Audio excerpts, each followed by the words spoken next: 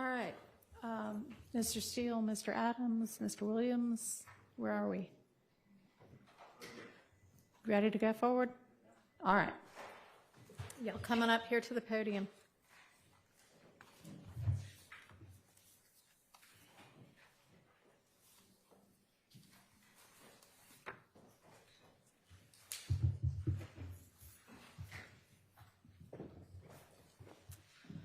All right, Sergeant, can you swear in Mr. Williams? Raise your right hand. You swear firm testimony you give the truth, the whole truth, and nothing but the truth. Pronounce your name first and last. You might spell first and last. Jeffery Williams. Jeffery Williams, Jeffery Williams.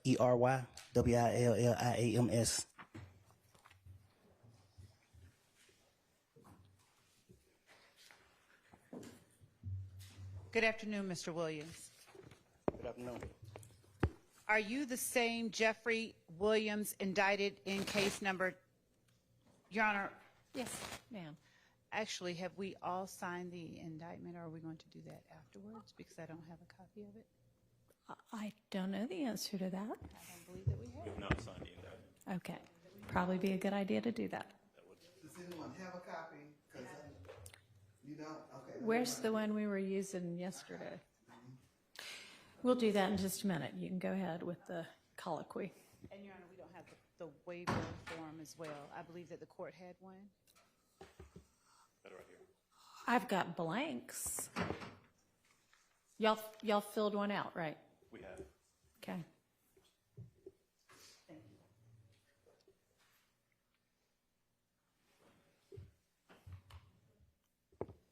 Mr. Williams, are you the same Jeffery Williams indicted in case number 22SC 183572?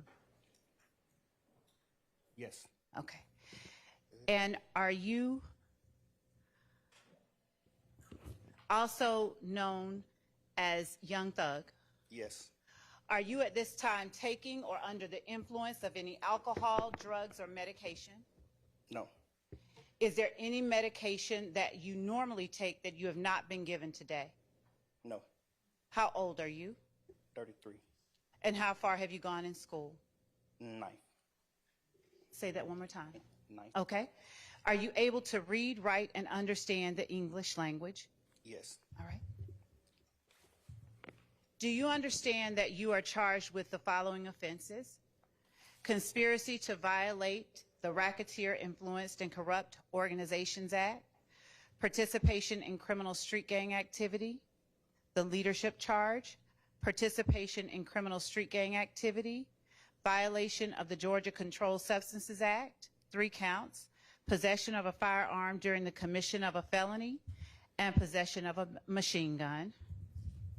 Do you understand that? Yes. All right. And do you understand that you have the right to plead either guilty or not guilty to these charges, and that if you plead not guilty or remain silent, you will continue to receive a jury trial? Yes. All right. And have you received this waiver of rights form that I hold in my hand from your attorney and reviewed it with your attorney? Yes. All right. And is this your signature on the bottom of this form? Yes.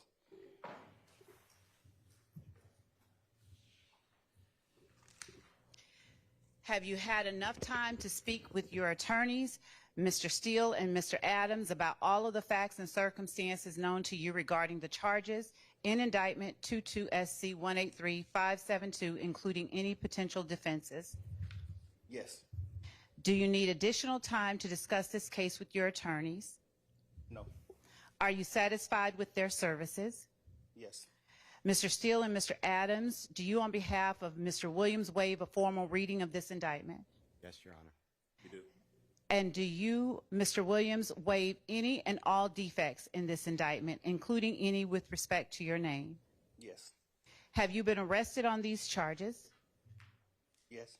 The state is unaware of any outstanding warrants related to these charges. Do you or your attorneys know of any outstanding warrants related to these charges? Any what? Outstanding warrants. related to any of the charges in the indictment? No, No. I don't believe so either, Your Honor. Okay. And I'm unaware of any as well, Your Honor. I am as well. Thank you. Have your attorneys advised you of the minimum and maximum sentence for each of the crimes that you are charged with? Yes. And each of the charges that you are pleading guilty to? Yes.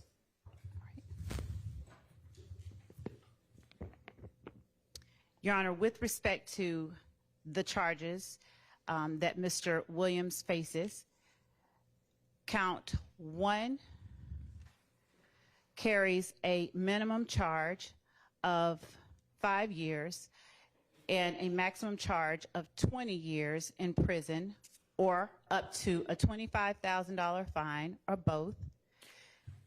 Isn't it a $15,000 fine because wasn't it the version of the statute in effect at the time, or was that the same for RICO? Was RICO 25? Yes, back? RICO was Okay. 25. All right, thank you.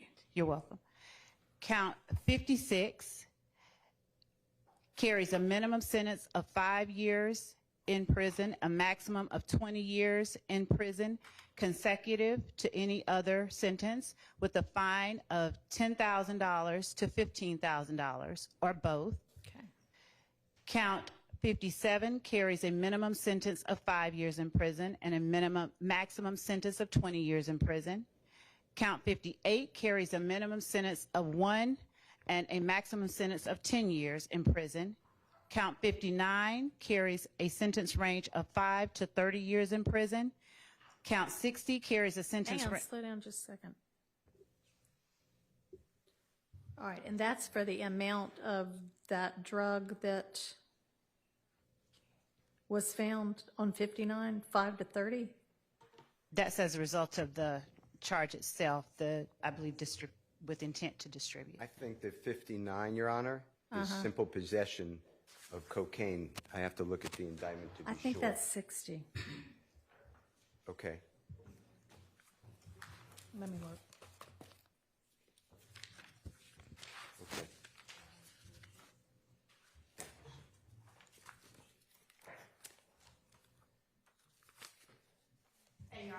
59 is codeine, and Yes. 60 is cocaine. Yes.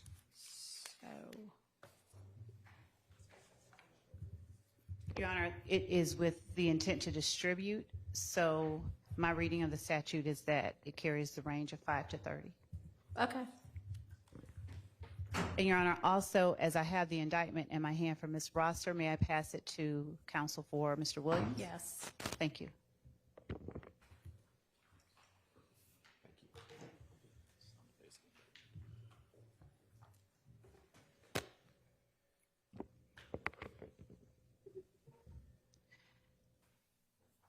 Your Honor, with the court's permission, I'll permit time Go for ahead. them to. Okay. Count 60 carries a range of 1 to 5 years in prison. Count 61 carries a mandatory 5 years consecutive to the underlying felony. Count 62 carries a sentence of 10 years consecutive for a total maximum exposure of 120 years in prison. All right. Were you aware of that, Mr. Williams? Yes. Do you understand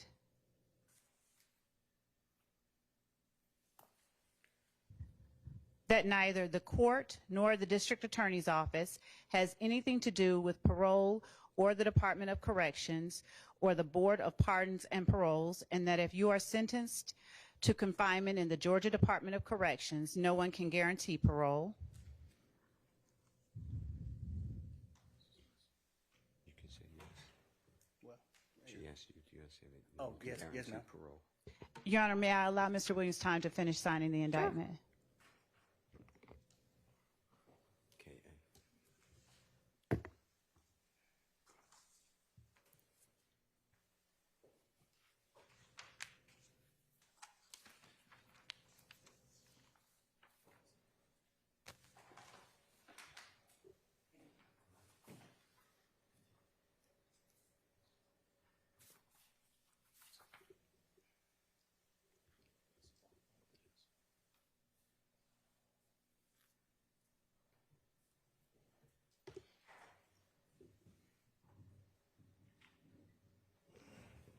Your Honor, with permission, may I approach with a member of Mr. Williams' team? You may. Thank you.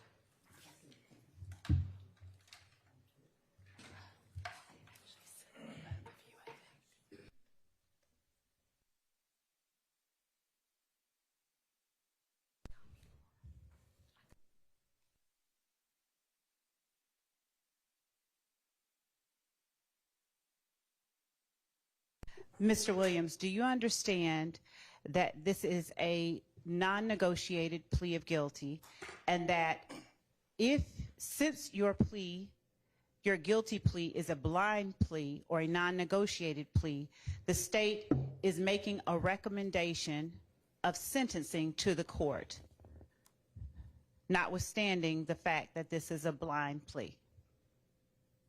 You understand that, Mr. Williams? Yes. Okay.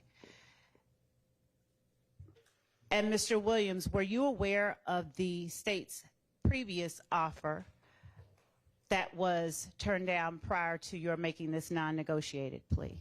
Yes. All right. And Your Honor, at this time, the state is making a recommendation of 45 years with 25 to serve in custody, followed by 20 on probation, subject to the special requirements of 1615 for the gang statute. All right, and do you want to break down for me what your recommended sentence on each count is? Yes, Your Honor. The state is recommending on count 1, 5 years to serve. Count 56, 20 years to serve consecutively to count 1. Count 57, 5 years of probation to serve consecutively to count 56. Count 58, 10 years of probation to serve concurrently with count 57. Count 59, 5 years of probation to serve concurrently with count 57 and 58. Count 60, 5 years of probation concurrent with count 57, 58, and 59. Count 61, 5 years of probation consecutive to count 57. And count 62, 10 years of probation consecutive to count 61.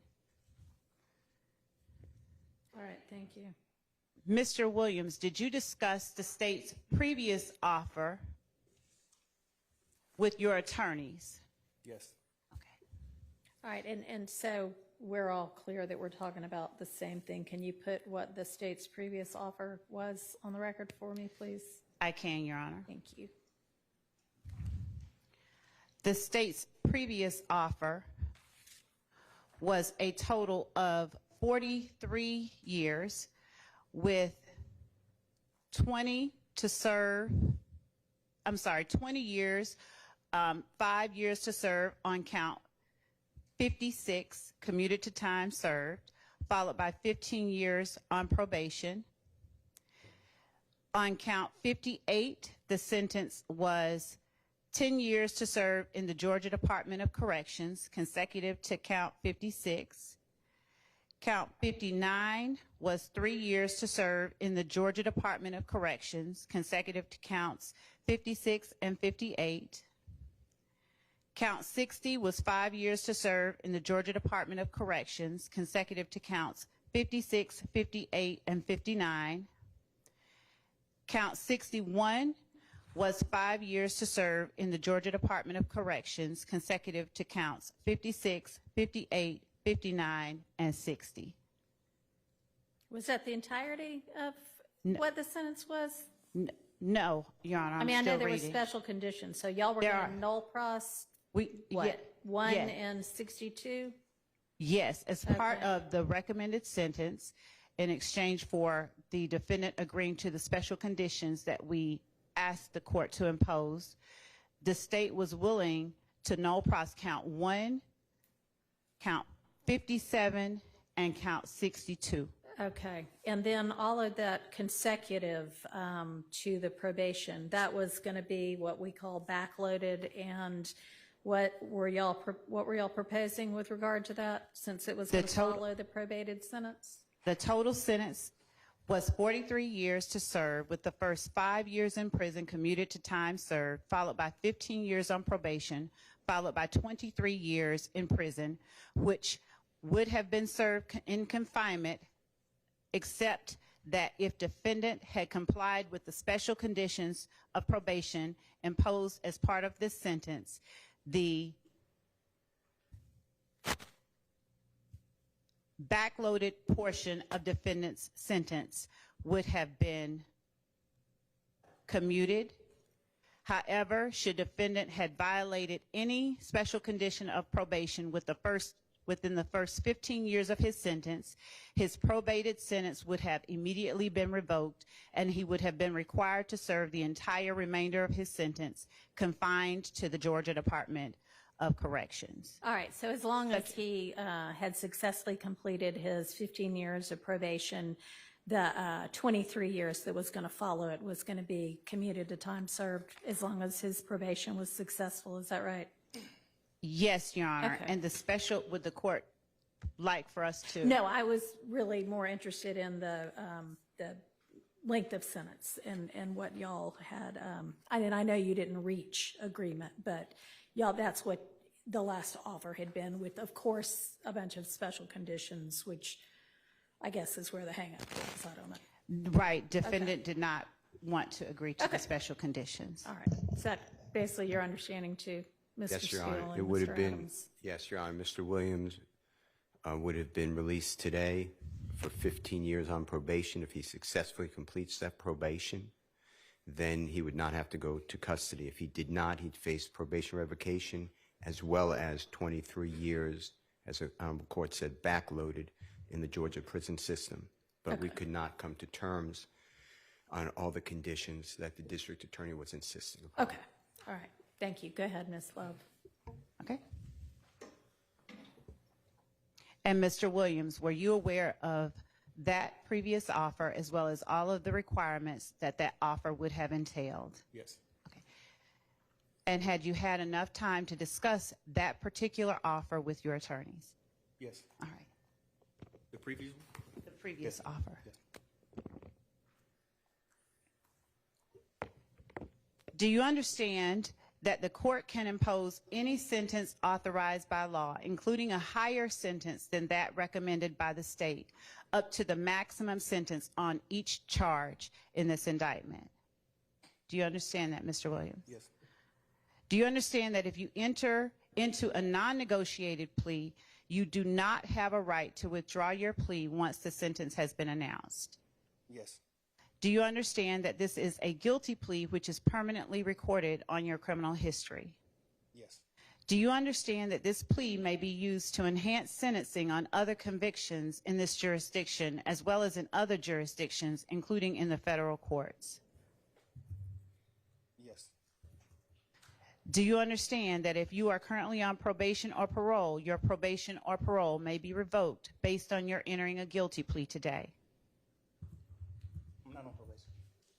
Okay, so you're not on if you probation. were on probation, Yes. but if you're not, then it doesn't matter. Okay. Do you understand that if you are placed on probation of any kind by this court, you cannot violate any criminal laws of any governmental unit or any special conditions of probations without being subject to revocation for the balance of the sentence the court imposes? Yes, I know. Do you understand that you are not allowed to possess or use a firearm while on probation? Yes. Do you understand that if you are not a United States citizen, a guilty plea conviction will affect your immigration status and will result in deportation, just like a conviction at a trial would, and that this is true regardless of any advice by your attorney or anyone else? Yes. Do you understand that neither the court, your attorney, nor the district attorney's office has anything to do with parole, and the Department of Corrections or Board of Pardons and Paroles, and that no one can guarantee parole no matter what anyone has told you? Yes. Do you understand that there may be other adverse or unfavorable consequences as a result of this guilty plea conviction, just as there would be from a conviction following a trial? For example, your guilty plea may affect the right to vote, the right to hold public office, the right to serve on a jury, the right to obtain a passport, the right to receive, possess, or transport a firearm, or the ability to obtain employment. Do you understand that, Mr. Williams? Yes.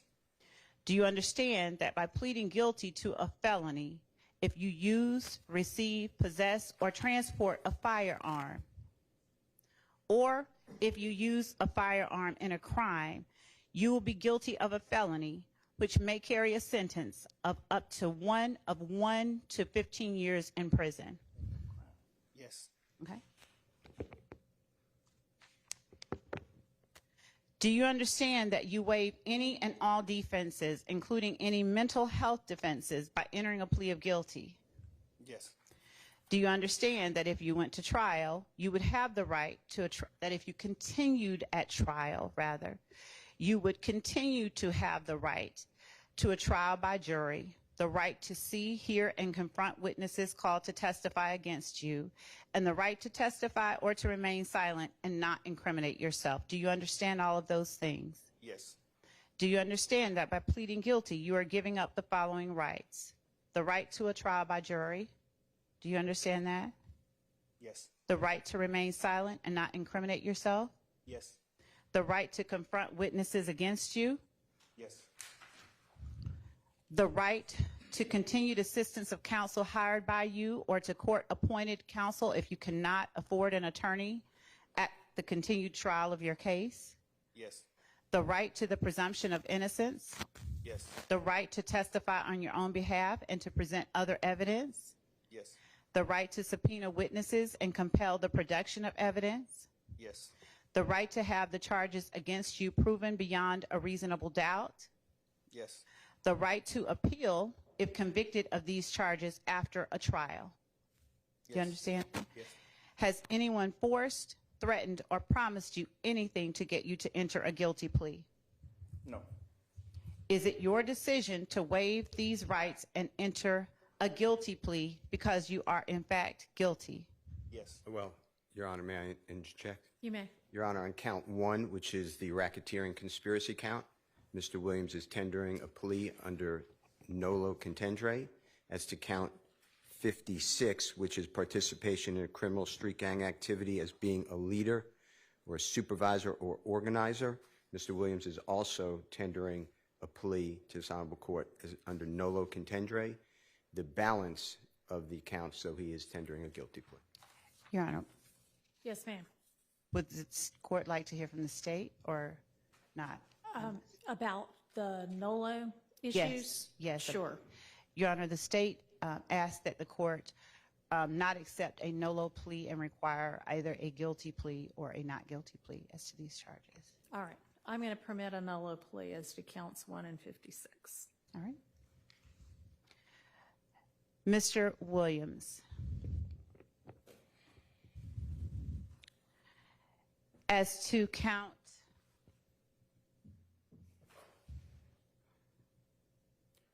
57, participation in criminal street gang activity, how do you plead? I plead guilty. As to count 58, violation of the Georgia Controlled Substances Act, how do you plead? Guilty. As to count 59, violation of the Georgia Controlled Substances Act, how do you plead? Guilty. As to count 60, violation of the Georgia Controlled Substances Act, how do you plead? Guilty. As to count 61, possession of a firearm during the commission of a felony, how do you plead? Guilty. And as to count 1, conspiracy to violate the Racketeer Influenced and Corrupt Organizations Act, how do you plead? No law. As to count 56, participation in criminal street gang activity under the leadership charge, how do you plead? No law. I think you didn't ask about count 62. As to count, thank you, Your Honor. As to count 62, possession of a machine gun, how do you plead? Guilty.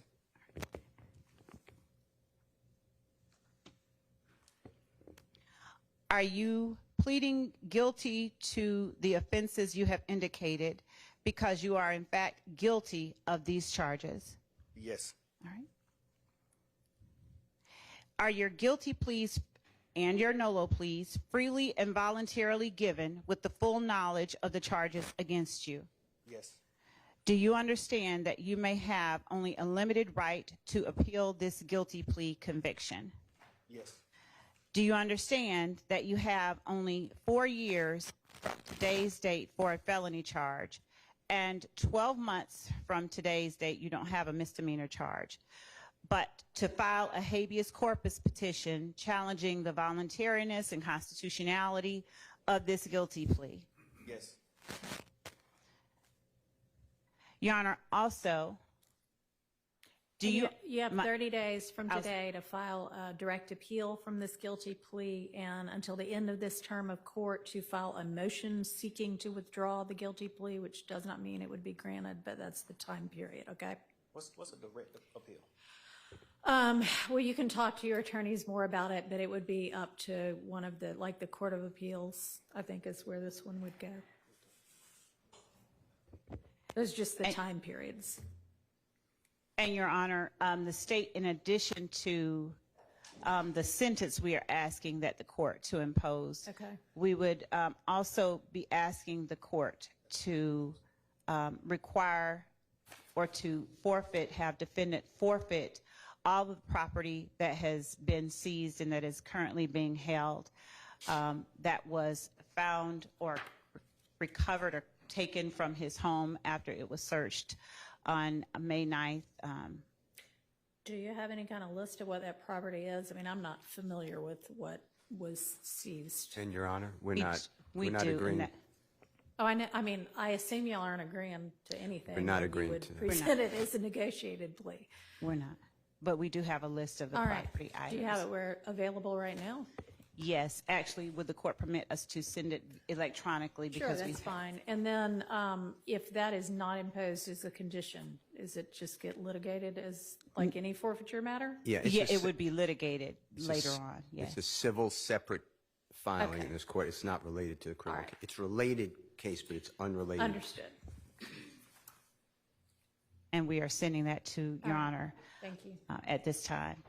And as it relates to the conditions of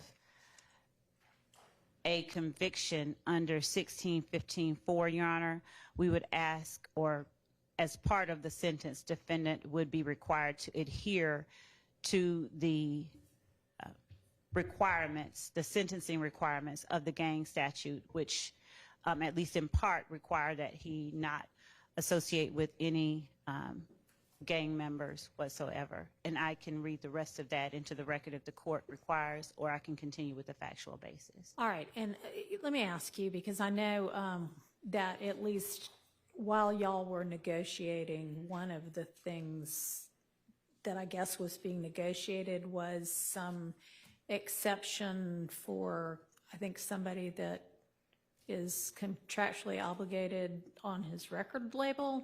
Is that something that the state would still be in agreement to? No, Your Honor. Okay. All right, go ahead. All right. Your Honor, as part of the requirements of 1615-4, Yes. defendant would, one moment, Your Honor. Under 1615.4, in addition to any other penalty provided by the code section, all sentences imposed under the code section shall require as a special condition of the sentence that the person sentenced shall not knowingly Slow down have... just a tad, because there's a court reporter taking it down. And when we start reading, we read really fast. So go ahead. This code section shall require as a special condition of the sentence that the person sentenced shall not knowingly have contact of any kind or character with any other member or associate of a criminal street gang, shall not participate in any criminal gang activity, and in cases involving a victim, shall not knowingly have contact of any kind or character with any such victim or any member of any such victim's family or household. So that is, and we've listed in our indictment the victims of the crimes, the overt acts that have been committed, and under the basic conspiracy law, those are the victims that we are naming. Your Honor, as this case has been tried and would continue to be tried until the state completed its case in chief, the evidence has shown that the defendant, throughout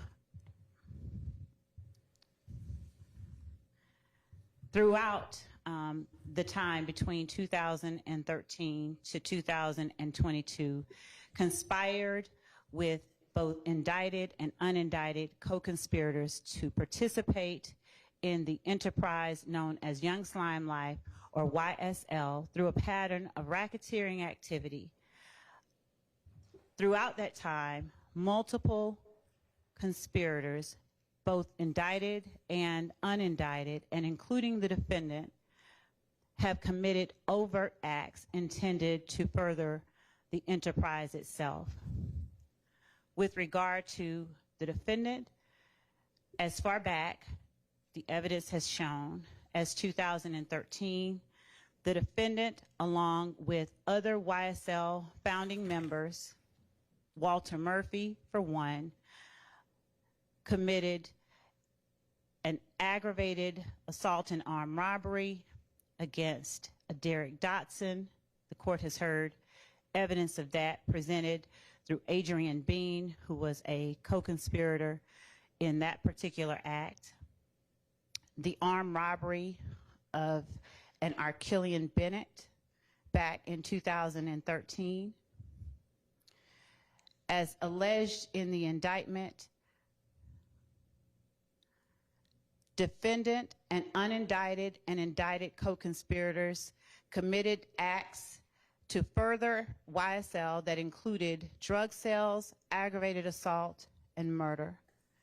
They used and furthered, rather, this conspiracy by using social media posts and music to assert the violent nature of and the dominance of Young Slime Life, which is also known as YSL. The defendant is charged with being a leader of the gang YSL, and evidence has been presented by accomplices and co-founders of YSL, Trontavia Stevens and Walter Murphy, and evidence would have been presented in the words of the defendant himself, that the defendant, as shown by some of his own social media postings, was the founder, one of the founders of YSL, along with Mr. Stevens and Mr. Murphy. YSL formed, according to the evidence that has come out in this trial, in 2012, 2013, under the former version of the name of the gang called Rock Crew, or Raised on Cleveland.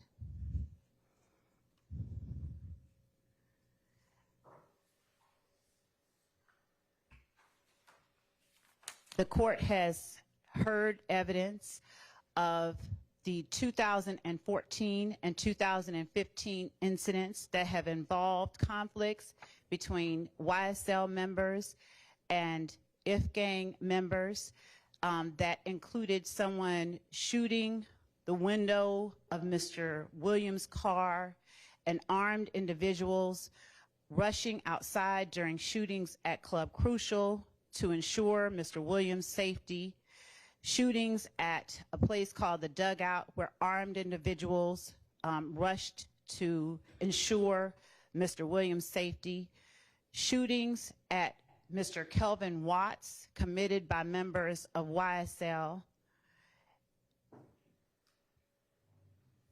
communication with members of YSL after those incidents, and ultimately the murder of Donovan Thomas at the hands of members of YSL. The evidence has shown and will show that on January 10th of 2015, members of YSL drove a car rented by the defendant, a gray Infiniti, and drove past Mr. Thomas as he stood outside of a barber shop congregating with friends, and unloaded an array of bullets on Mr. Thomas, hitting him, his Chevrolet Tahoe, and 2 other persons in the process. Mr. Thomas died from those bullets. Phone records show that communication was held between Mr. Williams, Mr. Kelvin Treadwell, Mr. Demise McMullen, corroborating accomplice testimony that has been presented in this courtroom regarding what happened, who committed the murder, and what happened to the guns and the vehicles that were used in the murder. After the murder of Donovan Thomas Jr., the members of YSL responsible for the murder and members of YSL who were not responsible for the murder congregated at Mr. Williams' condominium called the Sky House, and they all made plans and later either drove or flew down to Miami. Prior factual acknowledgments by members of YSL include that Mr. Williams gave each of the persons who accompanied him to Miami money to lay low as they left the city following the murder of Mr. Thomas. The evidence has shown the ensuing conflict that occurred after Mr. Thomas was killed.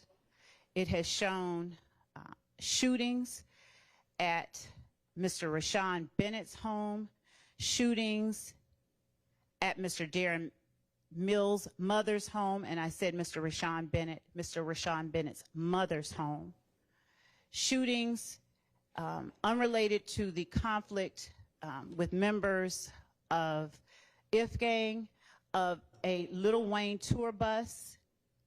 That shooting followed the confronting by Atlanta Police Department of members of YSL that drove to the compound where Lil Wayne was making an appearance, and who drove there with the intent to disrupt and cause harm and to shoot up Lil Wayne's tour bus. Lil Wayne was another artist with whom Mr. Williams was having conflict, according to the testimony that had been presented. Mr. Williams had come out at that time with a mixtape that carried the name of an album that Mr. Carter was set to release and was not able to because his label would not allow that to happen. That caused a contractual or the threat of a lawsuit. It caused Mr. Williams angst. He posted about it. He said derogatory things about the persons who were threatening him with the lawsuit. And as a result, he had to rename his mixtape to something different than what he initially intended. The person who ultimately was convicted of shooting that tour bus up, Jimmy Winfrey, is a person that I believe that recordings have come in regarding jail phone calls, rather, from Mr. Winfrey, and members of YSL regarding communication about getting a lawyer. Following the shootings that occurred in 2015, music, social media postings, and other overt acts were committed by Mr. Williams and other members of YSL, taunting members of groups that they considered opposition to YSL, posting of threats of violence by members of YSL against those people. Specifically, the music, Your Honor, contained lyrics such as the following: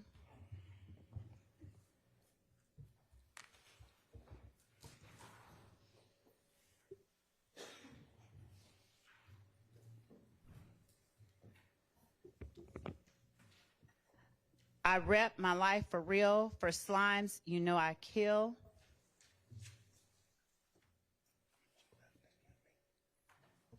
I shoot at your mammy, need to stand down. I up my stamina, take it to trial, get an appeal, take it to trial. Pay for that casket, that's just if we whack 'em. YSL slimy and shady, watch me whack that bitch, pop 'em like a cyst, Glock with the assist.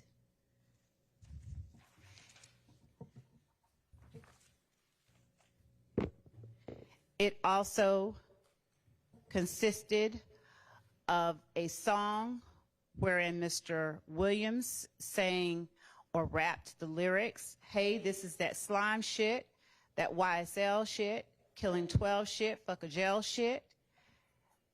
I'm in the VIP, I got the pistol on my hip, fuck the police. You praying that you live, I'm praying that I hit, this that slime shit. 100 rounds in a Tahoe, I'm prepared to take them down. Got banana clips for all these ends acting monkey. This is that slime shit, this is that mob shit. Fuck the judge, YSL, this that mob life.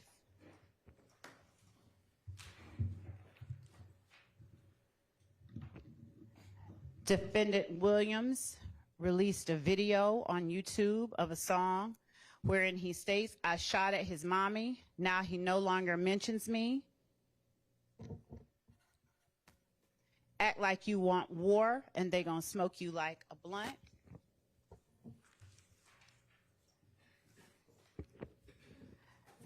Another song, I escaped every one of the licks because I was supposed to be rich. I don't care nothing about a cop.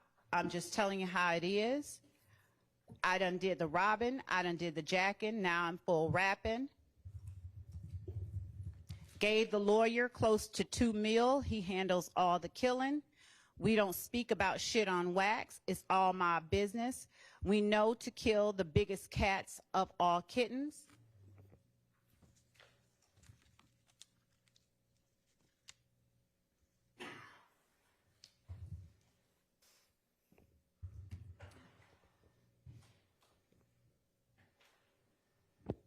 In another song, I was on Cleveland, stuck like a magnet, bitch ass N-word, pay for that casket, that's just if we whack 'em.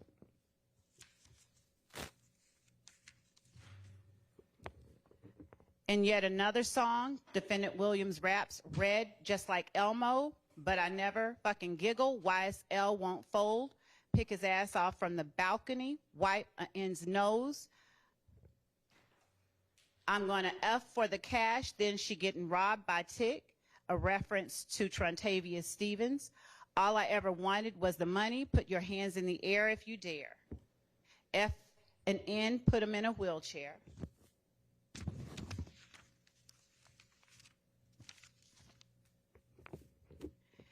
And even later on, Mr. Williams, and I believe that this was in 2019, made a post to YFN Lucci or Rayshawn Bennett.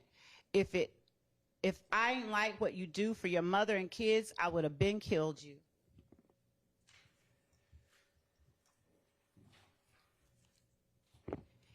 And in yet another song entitled Anybody, Defendant Williams stated, I never killed anybody, but I got something to do with that body. I got the streets on my back, carry it like I'm moving a body. I told them to shoot 100 rounds like he trying to movie the body. Ready for war like I'm Russia. I get all types of cash. I'm a general.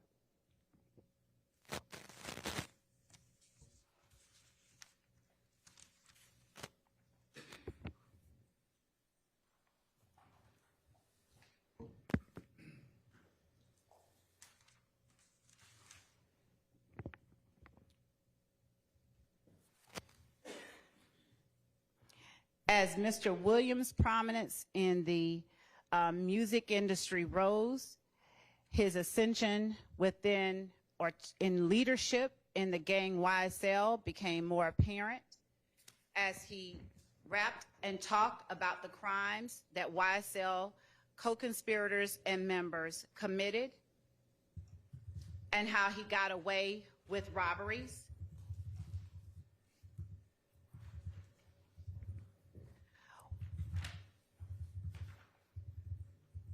With respect to the Donovan Thomas murder, the court has heard evidence through phone records that within 6 minutes of the shooting of Donovan Thomas Jr., a phone call was made from Demise McMullen's cell phone to defendant Williams' phone. And then immediately after that call, Mr. Williams calls his sister Dora Greer and then calls Kelvin Treadwell. There is then a series of calls between Dora Greer and Treadwell, and then Treadwell calls Demise McMullen or Nard. All of those calls happen within 15 minutes of the 911 call. And as I have stated before, the court has heard accomplice prior inconsistent statements about who committed the murder itself and what happened afterwards.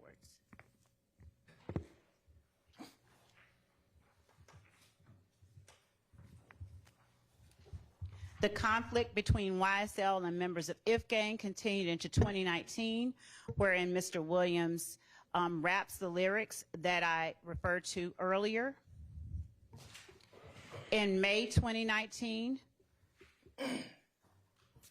a YSL member shot multiple times at a vehicle owned by Rayshawn Bennett, a black and red Mercedes-Benz G-Wagon. At the time was being driven by a Milton Howard Jr. It was after that incident, later in August 2019, that defendant Williams posted on his page the language, YFN, if I ain't like what you do for your mother and kids, I would have been killed you. The post was then deleted from his account. Through text messages of a co-conspirator, Marquavius Huey, there was communication between Mr. Huey and Mr. Williams, both in January and in September of 2020.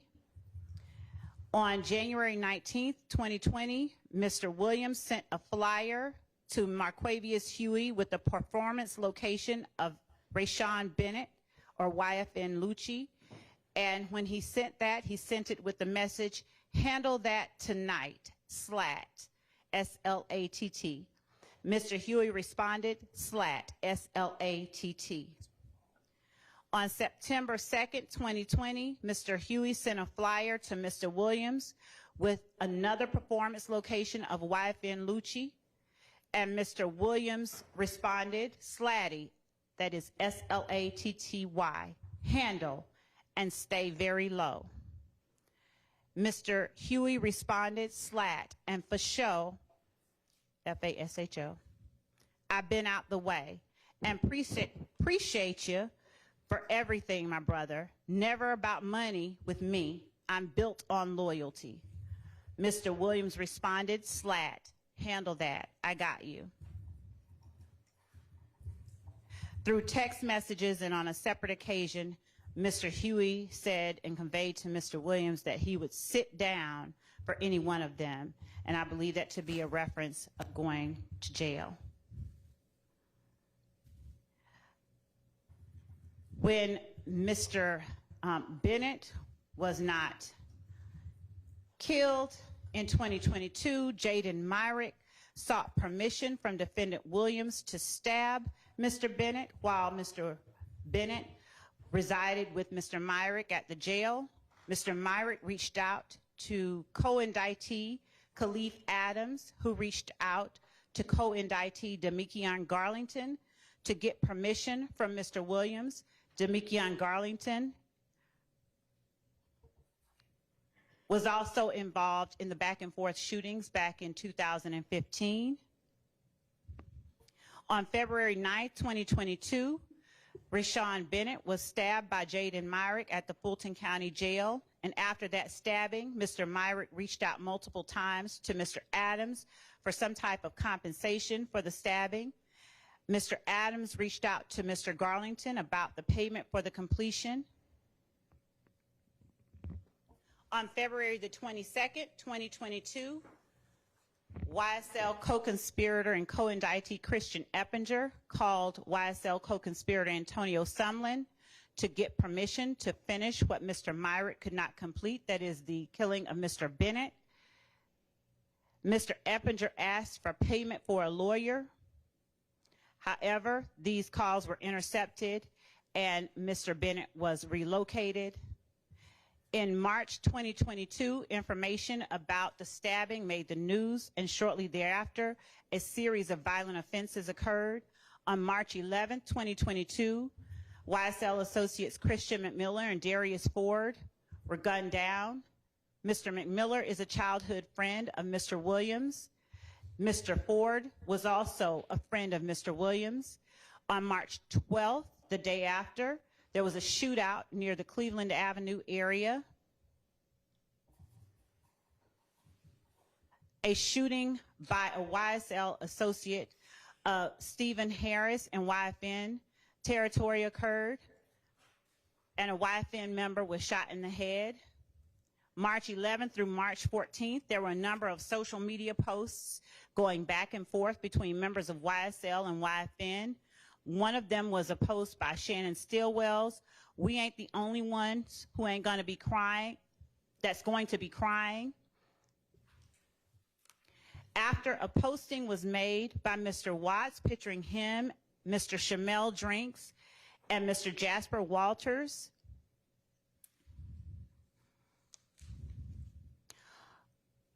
on March 14th, 2022, after YSL members spotted Mr. Drinks at a gas station, Mr. Drinks was gunned down as he drove away from the gas station and waited at a red light. Later, Mr. Stillwell, Mr. Nichols, Mr. Garlington, and Mr. Farley were all charged with the murder. That is one of the acts that we are still and would anticipate the court seeing the evidence of during the course of this trial. After grand jury warrants were issued after this indictment for Mr. Williams and 27 other co-conspirators, following searches of phones, wiretaps, and other information that led police to understand the role that Mr. Williams played in the YSL street gang and enterprise. Mr. Williams' home, he was arrested at his home and a search warrant was executed inside his home. While at his home, a sale amounts of illegal narcotics, including those that he is charged with in this indictment, was found. Also found was the machine gun with which the defendant has been charged in this indictment.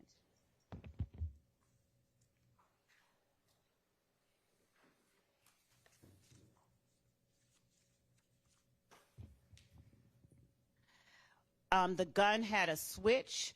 The narcotics included marijuana, codeine, and cocaine, and inside the home were also other guns besides the guns with the switch. The items were seized, and again, Mr. Williams was subsequently arrested, along with other YSL members at Mr. Williams' home. Your Honor, that is the evidence that I believe has been shown throughout the course of this trial and that the state would continue to show. There are several messages between Mr. Huey and Mr. Williams inside the cell phone that one of the cell phones that were recovered from Mr. Huey, besides the messages about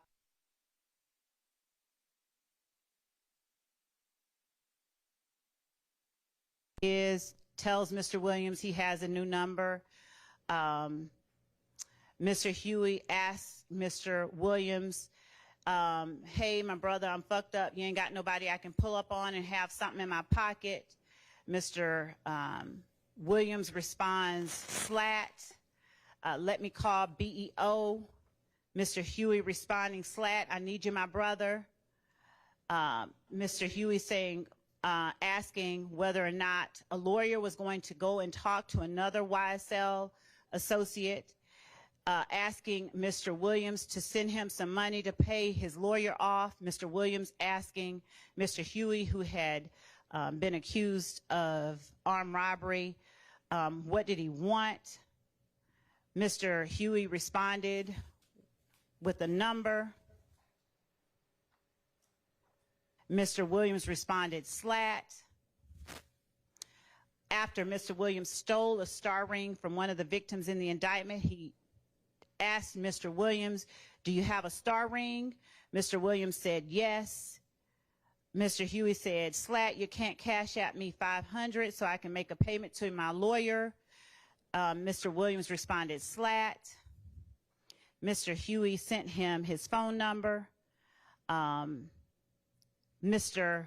Williams assured him through his responses, slat, that he would take care of them. Throughout Mr. Huey's phone, you see messages of this nature between Mr. Huey and Mr. Williams. The court, again, will hear that as this trial continues. The recommendation that the state previously made prior to us reaching this point was made with the hope that Mr. Williams would agree to certain special conditions of probation that we asked him to adhere to, and that he would take ownership and responsibility for being the leader of YSL. Given that those negotiations have broken down, we are asking that the court sentence Mr. Williams as we have asked earlier. And prior to the court imposing a sentence, we would ask that Ms. Shawana Edmonds, who is the mother of Mr. Thomas, be allowed an opportunity to make an impact statement. And that is all that we have, unless the court has questions. Okay, well, given that Mr. Williams is not charged with the murder of Mr. Thomas, I don't think that that is applicable here.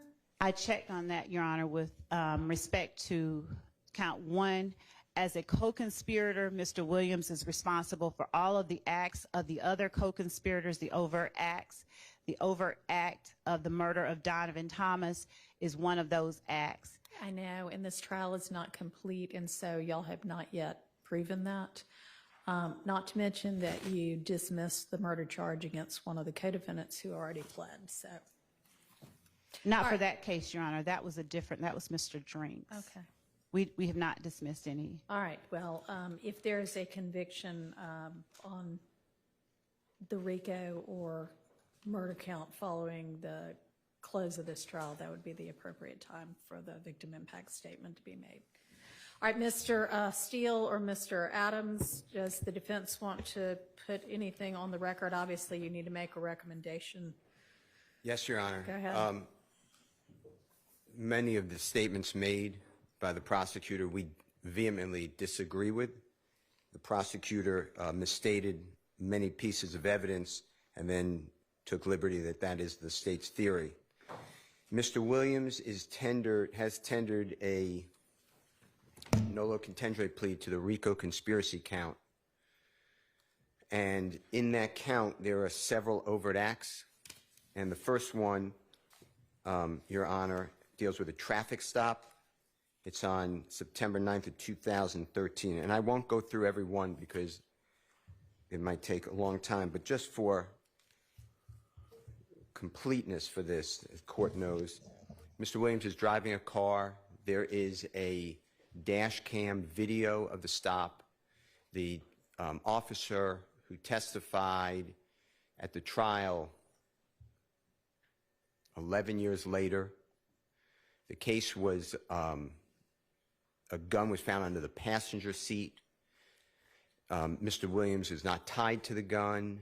He's not convicted of that. And the dash cam video that the officer said would have picked up sound as well as definitely video was never turned over to us, supposedly lost. Could not explain the loss.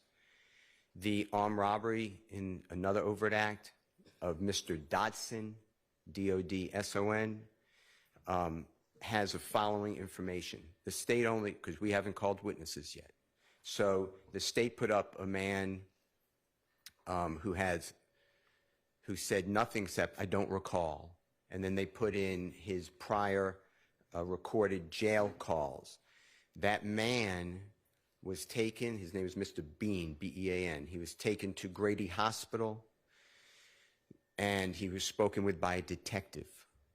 The state vehemently accused me of lying to the jury, that the man never went, Mr. Bean was never taken to Grady Hospital, and that somehow I planted on him to say something on a recording where he said, the reason I implicated Jeffery Williams is because the police told me that it would be easier for me.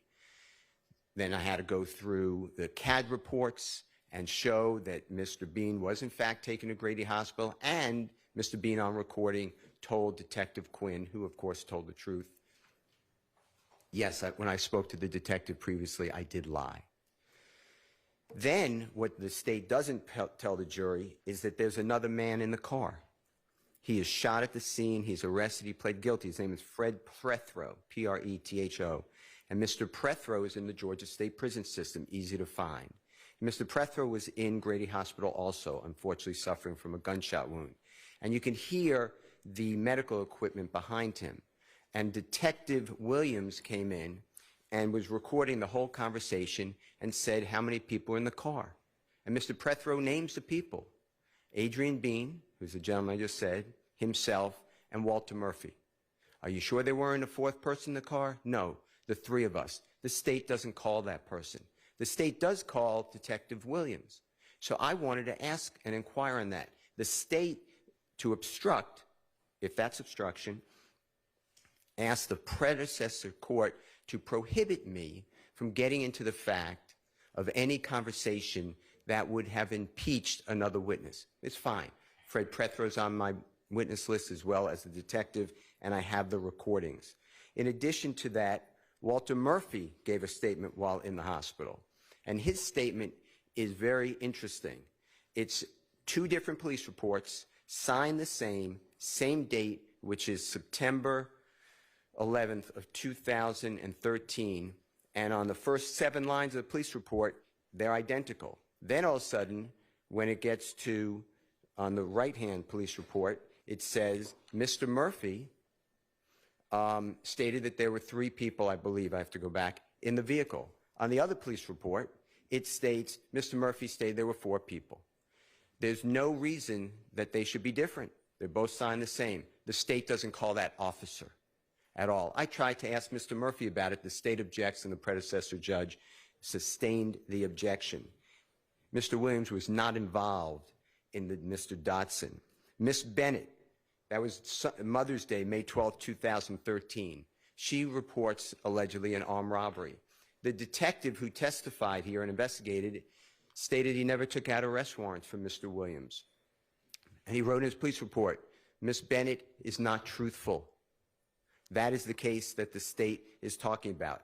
The state then, there was Brady evidence that they don't turn over, and we find out about it in court after they arrest Miss Bennett because they say she's not cooperating, and it comes out that she told the prosecution over and over again that this did not happen the way that she reported it, and she doesn't remember. As to Donovan Thomas, and Mr. Williams has nothing but empathy, sympathy, and sorrow. They were friends. It is a lie. What the prosecution has put before this jury is a lie.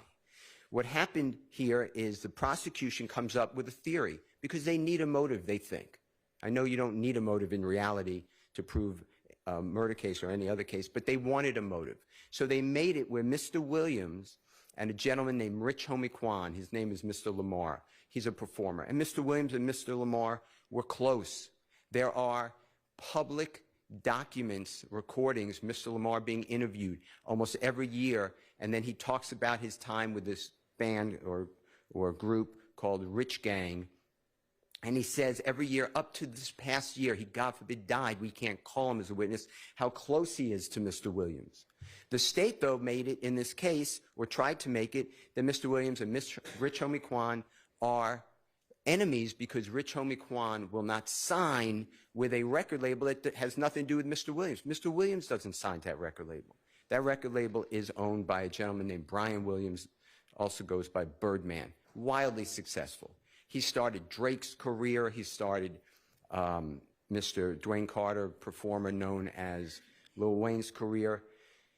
He started Nicki Minaj's career, just fabulous, powerful person, well-respected in the industry. But the state wants it to be that Donovan Thomas interceded and would not let Rich Homie Kwan sign to Mr.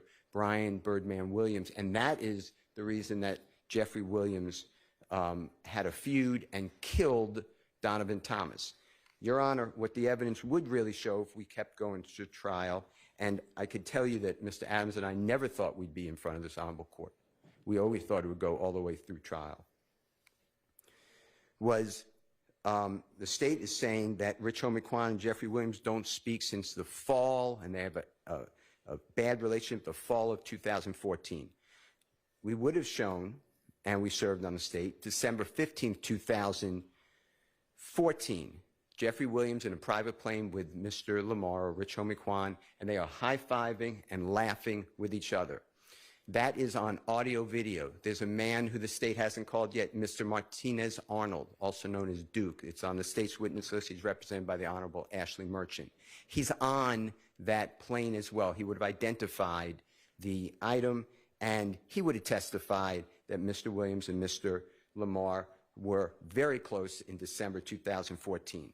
Then on December 29th of 2014, Mr. Williams, Mr. Rich Homie Kwan, Mr. Arnold, others were at Brian Williams' home in Miami, Florida. There was a posting by Mr. Lamar, Rich Homie Kwan, and a picture of Mr. Arnold and Mr. Lamar, and they said, Mr. Lamar says, "This is my number one man, Duke," or something to that effect. We would have put that into evidence. In addition to that, Your Honor, on December 8th, 2 days before Mr. Thomas, God forbid, was killed, Mr. Williams is with Mr. Thomas, as well as Mr. Sledge and Brian Williams in Brian Williams' tour bus outside of a fabulous entertainer, artist, Mr. Clifford Harris, T.I.'s studio, and at that time, they were very close. But you also have the detective with the gang unit, Detective Underwood. I asked her within the last 2 weeks or 3 weeks, did you do any, and she was on the gang unit the entire time, including today, and I asked her, do you have any evidence about Mr. Williams and Mr. Thomas being close friends? And she said, yes, of course I knew that. I said, how about in January of 2015, close to the time of Mr. Thomas's death? She said, yes, they were close friends. Mr. Michael Sprinkle, he's a deputy district attorney in the Fulton County DA's office.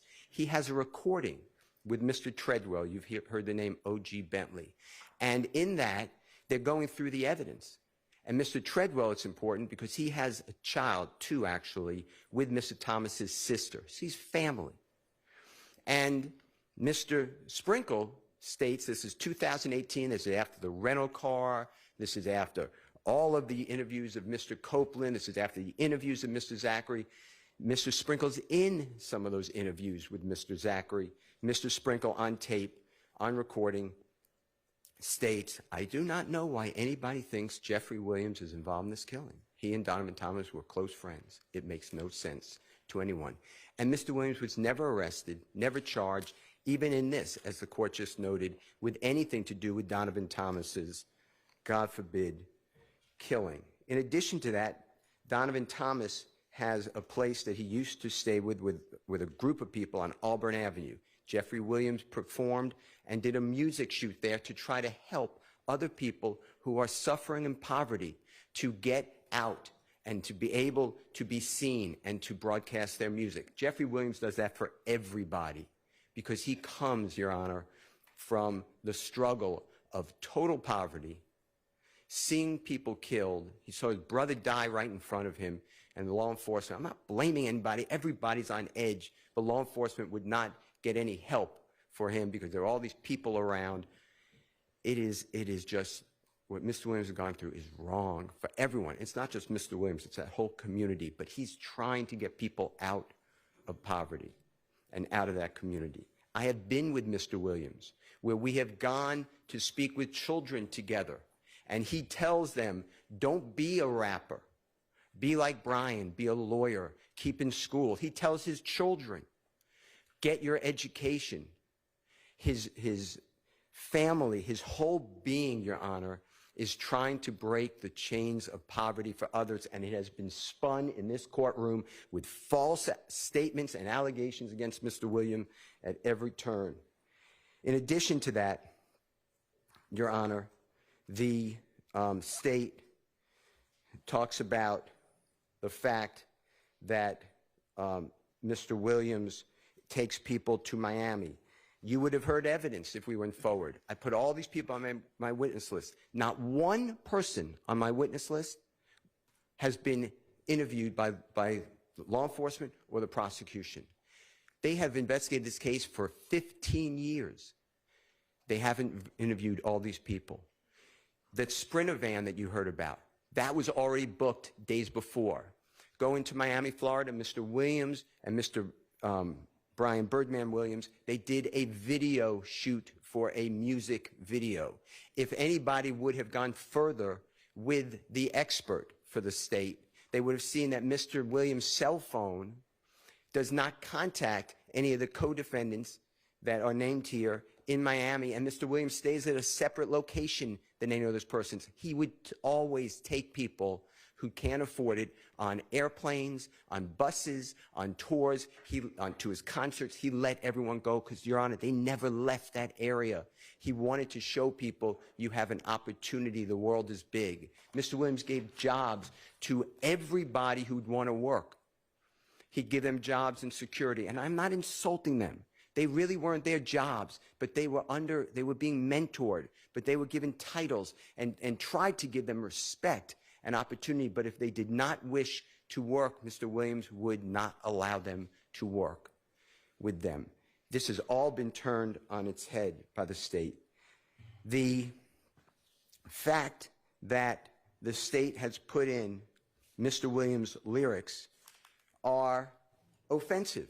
Mr. Williams has tens of thousands of recordings. On our witness list, we are bringing in all of his people, his recording artists, his engineers, his managers, his record label, and an expert, the Honorable Dr. Eric Nielsen, to talk about how Mr. Williams creates his music. His music is then changed around and merged. Mr. Williams, some of the lyrics you just heard are not even uttered by Mr. Williams.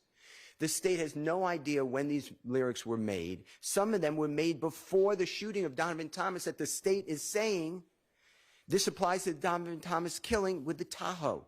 They are so far afield of where we need to be when we are trying to, God forbid, take somebody's liberty, Your Honor. The state is talking about things like F the judge and I rep my life for real. That's not even said by Mr. Williams. But they don't care to find out. They are on a tunnel vision to try to convict a man who should not be convicted. The statement about I never killed nobody, but I got something to do with that body. If the state just bothered to talk with anybody, that is a Nicki Minaj song with Jeffery Williams. It is written by Nicki Minaj. That is on the text messages I gave, not the text message, the Instagram or Twitter rather, that I gave to the state. That is out well before this, but the state doesn't care. This was out in 2015 or 16 or 17 or 18, I can't remember, I think 18. where Mr. Williams was asked who wrote Anybody, and his response is Anybody was written by Nicki Minaj, and it was. But it was really written and sung. It's a takeoff of a song by Tupac. There's a song that it parallels, which is an inspiration. But here we are with the state. Also, I never killed nobody, but I got something to do with the body. The next line comes up is, it's a truancy body. The state can't explain that, so they just conveniently leave it out. Your Honor, there were wiretaps on this case. Mr. Williams, it was going to come out, there was an application to wiretap his phone. The state never presented to a judge. That speaks volumes. The leader of the YSL criminal street gang, who's been involved from 2012 until his arrest, and even according to the state, while we sit here, they never even tried to wiretap his phone. It might have been because they don't really know what his phone number is. So all these communications you're being told about with Mr. Huey, I'm not so sure the state could have gotten anybody to say that's Mr. Williams' phone. This is how the trial has gone for us. But we sit here for almost 2 years since we did our jury selection initiation on January 4th, 2023. Mr. Williams has been sitting in a jail since May 9th, 2022. This is 2.5 years waiting for the conclusion of the state's case and a verdict from the jury, and that's why he is tendering this plea. I'm telling the court this, and the court knows when you came out the first time, it's very hard for Mr. Williams. I am not supportive of what we're doing right now. I'm not against it. But I told Mr. Williams, you okay with me saying this? Yes. I told Mr. Williams that I think we're winning the trial and we should go to verdict. But he told me I can't wait another 3 months if there is any possibility I could go home because I have children that are hurting. I have things to do, and he has some medical issues that he would like to tend to. He eats out of a bag, Your Honor. He eats processed food only. He gained 75 pounds during trial. He's lost it since. But it is hard. You know, for me, it's only 3 more months. It's enjoyable, actually. I enjoy coming. It's not that enjoyable for Mr. Williams. He told me he wakes up. Can I say this? Yes. He wakes up every day, and it's another day in HE blank blank. Your Honor, the state is talking about, in this case, they put in social media. This honorable court was not here, but the state put in that Mr. Williams, in the indictment, Mr. Williams put out a call for murder. He put $24 million murder for hire on a person's head. That is a lot of money, and that is awful. If they would have read the chat, the Instagram chat, Mr. Williams, right above it, there's a picture of a very well-known, very accomplished musical artist who actually had surgically implanted in his forehead a pink diamond worth $24 million that day. That's what Mr. Williams would talk about. That's the type of evidence that is coming from the state of Georgia in this case. It is wrong. This is all wrong. And I know we're pleading guilty, and I know we're pleading nolo, and I know we're asking this honorable court for a certain sentence, and we'll get to it with the court's permission. But this is the type of evidence that there is. But it is holding this man hostage. And that's not really what we're supposed to do, district attorney time, in the state of Georgia or anywhere. The state then, because I opened on that, then they never bothered to put in all of the chats. Why did it take me to read the chats? In addition to that, going back to Donovan Thomas, talk about Mr. Williams involved, the state did a geofence. A geofence tracks his devices. It doesn't have to be a phone. It could be an iPad. It could be any type of electronic device that targets and is used. You don't have to be on the phone. It's the contact. If he has an app open, it'll capture it. And the state targeted the McDonald's, where they keep saying that Mr. Williams met with people there. They targeted the barbershop where, God forbid, the killing occurred. And they targeted a third location, no, 2 locations. And it comes out Ms. Williams' devices are not there. It's exculpatory. I don't get that information. I got that because I interviewed Lieutenant Crabtree, and the results can't be found, according to prosecution. I did a motion for that. They just can't find it. That is great evidence for Mr. Williams. It would have also shown clearly that when he does go down from his house after getting this call that I'll talk about from Demise McMullen, he's not with these other people.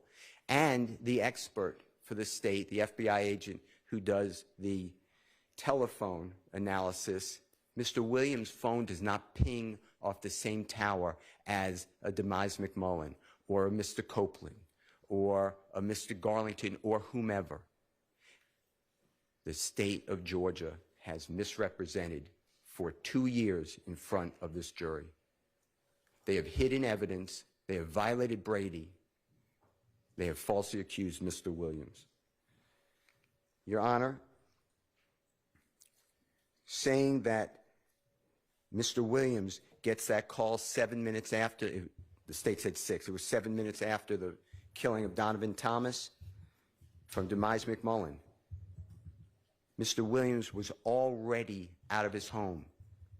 Mr. Demise McMullen's calling Mr. Williams. He's not even there. He's going down to meet with Mr. Kelvin Treadwell, also known as O.G. Bentley.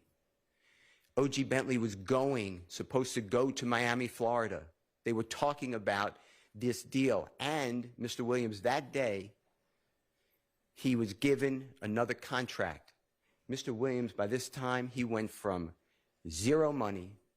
He is a multimillionaire at the time. He doesn't need the Cleveland Avenue drug deals for $15. He doesn't need the shootings. He wasn't even living in Atlanta since 2018, 19, 20, 21. He came back the very end of 21, 6 months, and he got arrested in May of 2022. In his house, Your Honor, we have everyone on the witness list. There are 12 people living at that house. Mr. Williams opens up any of a car that he has. He'll rent cars for people. Any home he has, he will allow people to live in hotels because people that he knows, unfortunately, are homeless. And he gives them all places to stay, cars to drive around. He is not involved in criminal activity. Mr. Williams just got back in our country. His passport shows it. Right before he was arrested on May 9th of 2022, there were other people in that house with the drugs and the guns. There were people whose the guns are in their names. They were going to come in court and claim the guns. Everybody else was doing as well, but Mr. Williams has entered a guilty plea. I'm not going back on that, but I just want you to know that this case is just wrong to do to somebody with no bond and to hold him hostage. He wants to, you may not do it. He's aware of that. He's aware of that. But the state offered him 15 years on probation. But they keep piling on these conditions. He just said, he made up his mind. He said, I'm just going to go with it. I got to get home. Judge may not let me home, but I'm not doing these conditions and admit that I'm the leader and I'm involved in the killing and my music just promoted everybody to do it. He's not going to do that. So he did not do that, and that's how we wound up here. The state, the night of the killing, people came to Mr. Williams' home. The state tells the court, he said, lay low. What they don't tell you is right after that, he gave money to Mr.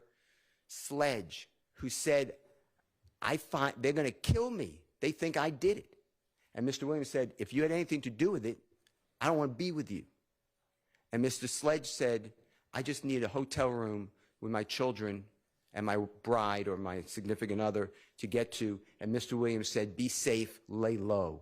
That's the lay low. In addition to that, Mr. Williams told Mr. Copeland, Mr. Copeland's with the police. Hours after the killing of Mr. Donovan Thomas, Mr. Copeland goes to the police department. Mr. Williams is the person who told him to go. Mr. Copeland said, what do? They're shooting at my house, at my family's house, at my significant other's mother's house. And Mr. Williams said, if you had anything to do with the murder, get out of here. Mr. Copeland denied it. And Mr. Williams said, then go tell the police. Mr. Copeland said, you want me to go to the police? And Mr. Williams said, if you had nothing to do with it, they think you did it, go to the police. In addition to that, Mr. Copeland said, well, I'm going to retaliate. Mr. Williams told him, don't do that. Let 12 handle. That's on recordings. That is on recordings on January 11th of 2015 with Detective Thorpe. Your Honor, as far as Dwayne Carter, a performer known as Lil Wayne, Mr. Williams had no conflict with him. They are friends. We were presenting evidence that right before this shooting of the tour bus is April 26th of 2015. Mr. Williams is performing in New Orleans area. And that's the area where it's Holly Grove, where Mr. Carter, or Lil Wayne, the performer known as Lil Wayne, comes from. And in order to drum up popularity and interest, people get on the internet and they start what's called rap battles, arguments, feuds. That's what happened here, and you would have heard testimony from Mr. Williams' management that they said, start a rap battle. It'll be better for your career. Mr. Dwayne Carter is aware of that. Mr. Dwayne Carter's interviewed. The state's aware of this. He has interviews after this. Are you mad? What's the real deal with Jeffery Williams? He states, no. He's great with me. He brought popularity to me. He loves me. He idolizes me, and I love working with him. They did an album together. In 2014, they're in the studio together, making music together. It is all made up that Mr. Williams is involved. Mr. Williams gives a statement. The state refuses to put it in and then stop me, the previous judge, from cross-examining the detective. His name is Racy. He met with Mr. Williams in the DeKalb County Jail on the 15th day of July 2015. Mr. Williams is arrested that day. And there's a long interview. And Mr. Williams waives his right to counsel. He tells them, I'm his lawyer. They say, you don't want to speak to us? You don't have to. He said, well, I'll speak with you. And they asked Mr. Williams these questions. What about Lil Wayne's shooting? He said, it was outrageous. I love him. That's my idol. I love Lil Wayne. How about this battle? He says it's promotion. They asked him about his rap lyrics. It's the only person that the state ever did anything about rap lyrics with. And they asked Mr. Williams, what about the rap lyrics? And he tells them, it's hyperbole. He didn't use that word. He used the word, it's made up. It's rhyming. It's made up. Not like the state is saying that I rap lyrics for real. That's not even Mr. Williams' utterance. Your Honor, the point I'm trying to make to you is what the state of Georgia has presented to this jury in this courtroom the past year has been full of untruths, and they know it. The state says that Mr. Williams had a conflict because he named an album with Dwayne Carter, and Dwayne Carter didn't like that. Dwayne Carter's interviewed. He said, that was one of the nicest things anyone could have done to me. It shows how much he really appreciates me. It shows respect and honor, and I appreciate what he did. The state knows this. With regards to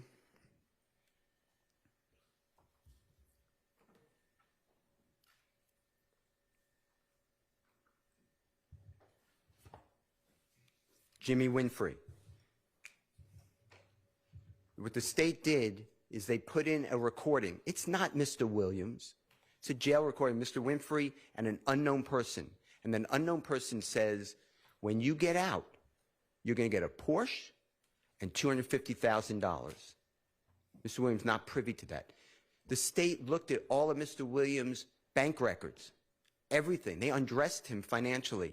There's zero evidence Mr. Williams did anything for Mr. Winfrey. The state tells you that Mr. Winfrey asked for money for a lawyer.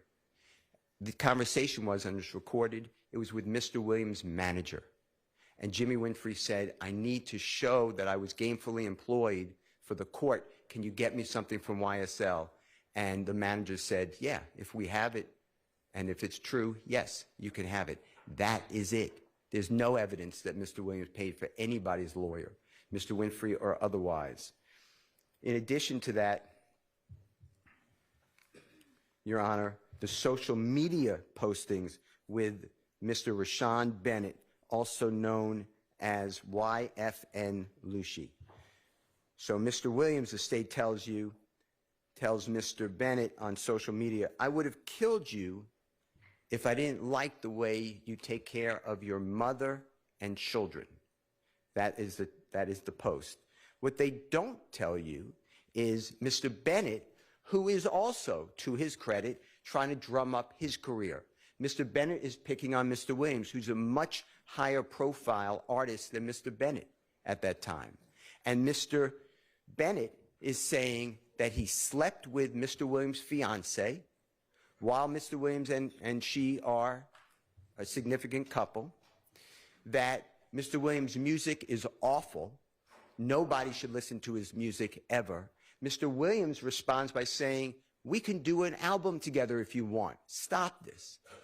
The man continues of how he's sleeping with Mr. Williams' significant other, and then Mr. Williams responds by saying, I would have killed you except for what you do. That is the context that they don't tell you about. And Mr. Williams did nothing to Mr. Bennett. In fact, the evidence would have shown, if we had time or we would have gone forward, that Mr. Bennett and Mr. Williams are on the red carpet receiving awards in California, sitting right next to each other and taking photographs. This is not the Jeffery Williams. Jeffery Williams is a known person who is all over the place. If he did something, somebody wanted him, they can find him. This is not he is not hanging out on Cleveland Avenue. What the state is saying are not true. The situation with Mr. Bennett, so he's in the Fulton County Jail, and he's housed, and there are crazy, sick, violent people, and they're on the phone, and Mr. Myrick, M-Y-R-I-C, is calling other people, supposed co-conspirators. How much will Jeffery Williams give? He doesn't say that, but that's the theme of it, as well as Christian Eppinger.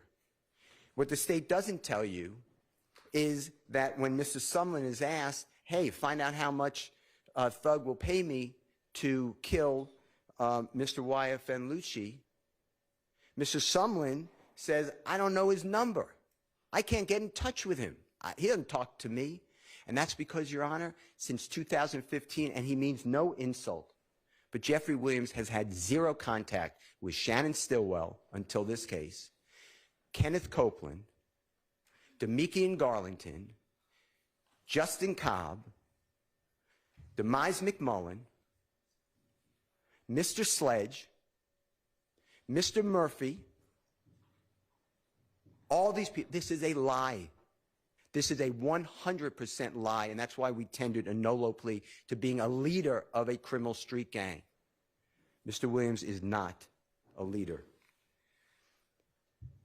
In fact, if it would go forward, on Mr. Huey's phone, there are conversations with Mr. Copeland. And they both say how Jeffery Williams is a zero, an F him. And they don't talk to him, and Jeffery Williams never does anything for them. Mr. Huey, Mr. Williams met later. He met him closer in the time of 2020. Mr. Huey's father went through a horrible episode that Mr. Williams knew, and that's how Mr. Williams knew his son, who's Mr. Huey. And Mr. Huey's on hard times, and Mr. Huey's making mistakes. And Mr. Huey, supposedly, Mr. Williams believes, armed robbed a man named Chandler Durham, D-U-R-H-A-M. Mr. Durham is Mr. Williams, and he's a fabulous record engineer. And Mr. Williams states, give him back, tell him to give back the property or he's going to die. The state puts that as an overt act. No one dies, and the property doesn't get returned. Mr. Huey ignores Mr. Williams. The state told you today that Jeffery Williams sent Mr. Huey a posting that Mr. YFN Lucci is going to be performing on January 19, 2020. That's not true. Mr. Huey sent that to whoever phone that was, and all it says is slat and slatty. Well, I went out to the places that Mr. Bennett was supposed to perform. There's no shooting. There was no fight. There was nothing to report. There's nothing here. In addition, the state says same thing on September 12th, September 2nd, 2022 on Mr. Huey's phone.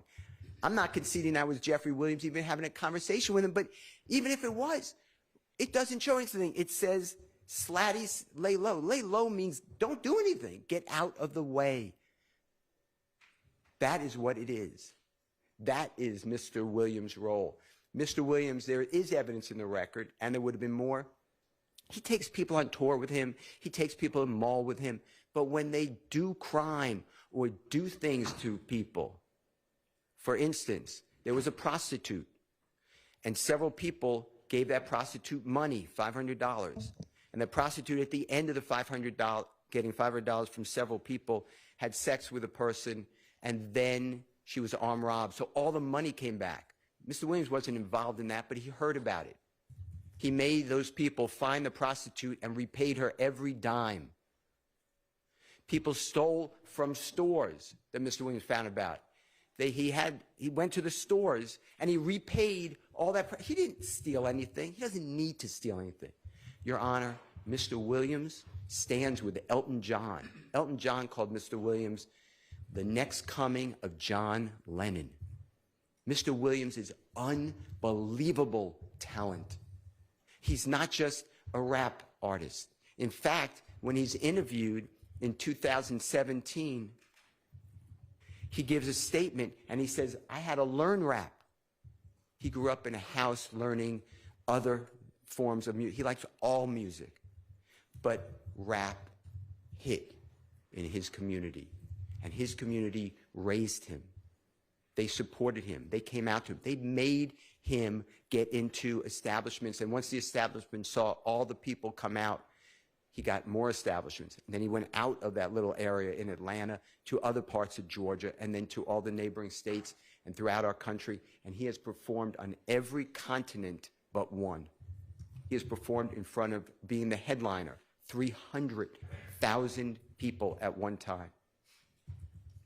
He has a real life and career. He is not the leader, and he is not worried about buying jewelry that is stolen. Mr. Williams is actually innocent. I'm not trying to corrupt our plea. That's his plea, and he's entitled to it, and he wants it, and he embraces it. But to me, this is a wrongful prosecution. This is outrageous. All right, so you're pleading guilty, or your client is pleading guilty to counts 57 through 62. It's all true. Do you Yes, there's a concede factual there's basis. a factual basis I for those concede, counts? yes, I concede that. Okay.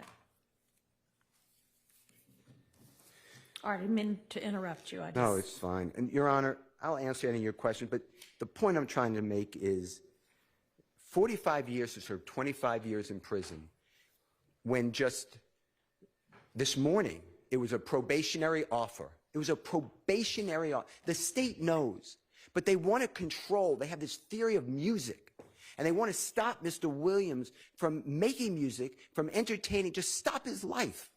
That's just not right. And it's wrong of the district attorney in Fulton County to do that. If they offer probation, then he's not a 45 to serve 25 years in custody type of person, and he's certainly not the person that the state has stated in front of the court. What we're asking, Your Honor, on count one, which is the RICO count, to accept the nolo contendere plea. Please sentence Mr. Williams to 20 years to serve 5 years in prison commuted to time served. Mr. Williams has served, as I said, 22.5 years.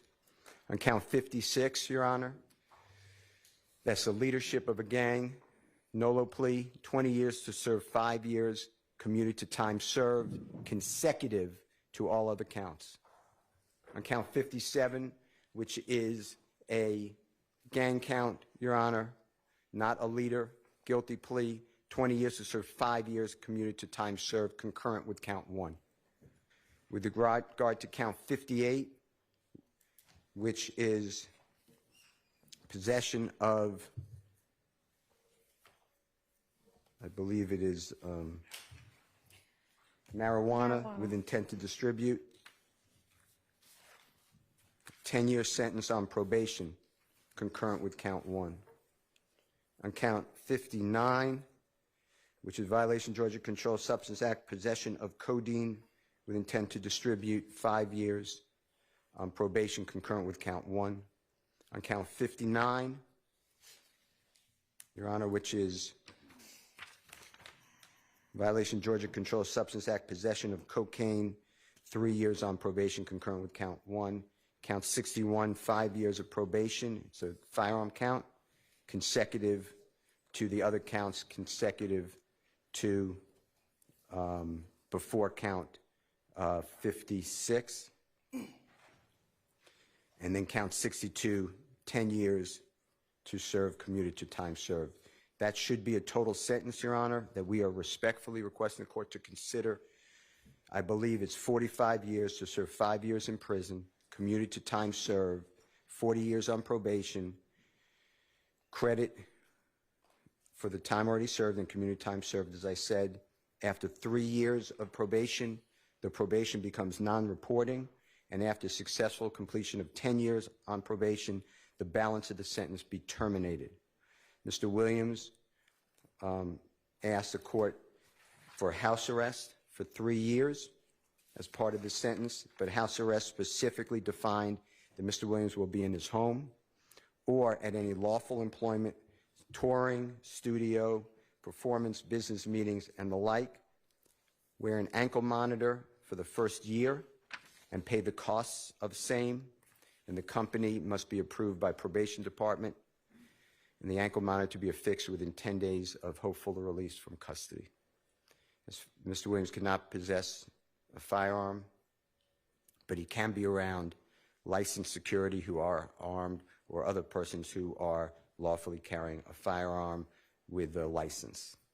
And that would be knowingly for Mr. Williams. Mr. Williams can transfer probation outside the state of Georgia. He has residences in the state of California. He has studios in the state of California.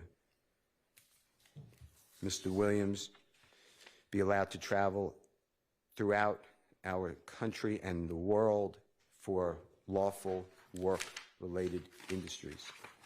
Mr. Williams wants to perform. He's going to do this anyway, Your Honor, but we made it part of the sentence. At least one concert each year at a venue, if they'll have him over holding 10,000 people, if that is workable for the venue and Mr. Williams' management, and he is going to donate all of the profits that he makes to a 501c3 charity.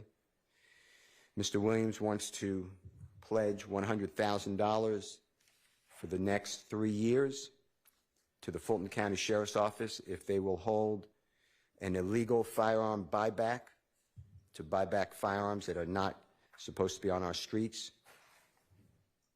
Mr. Williams does not wish to go near the Cleveland Avenue area, not to insult that area at all, but it is just not a good idea under this circumstance.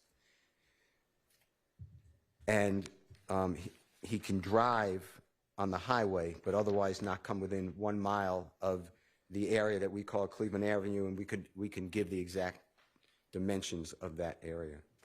Mr. Williams must perform 100 hours of community service per year for the next 3 years as designated by probation department.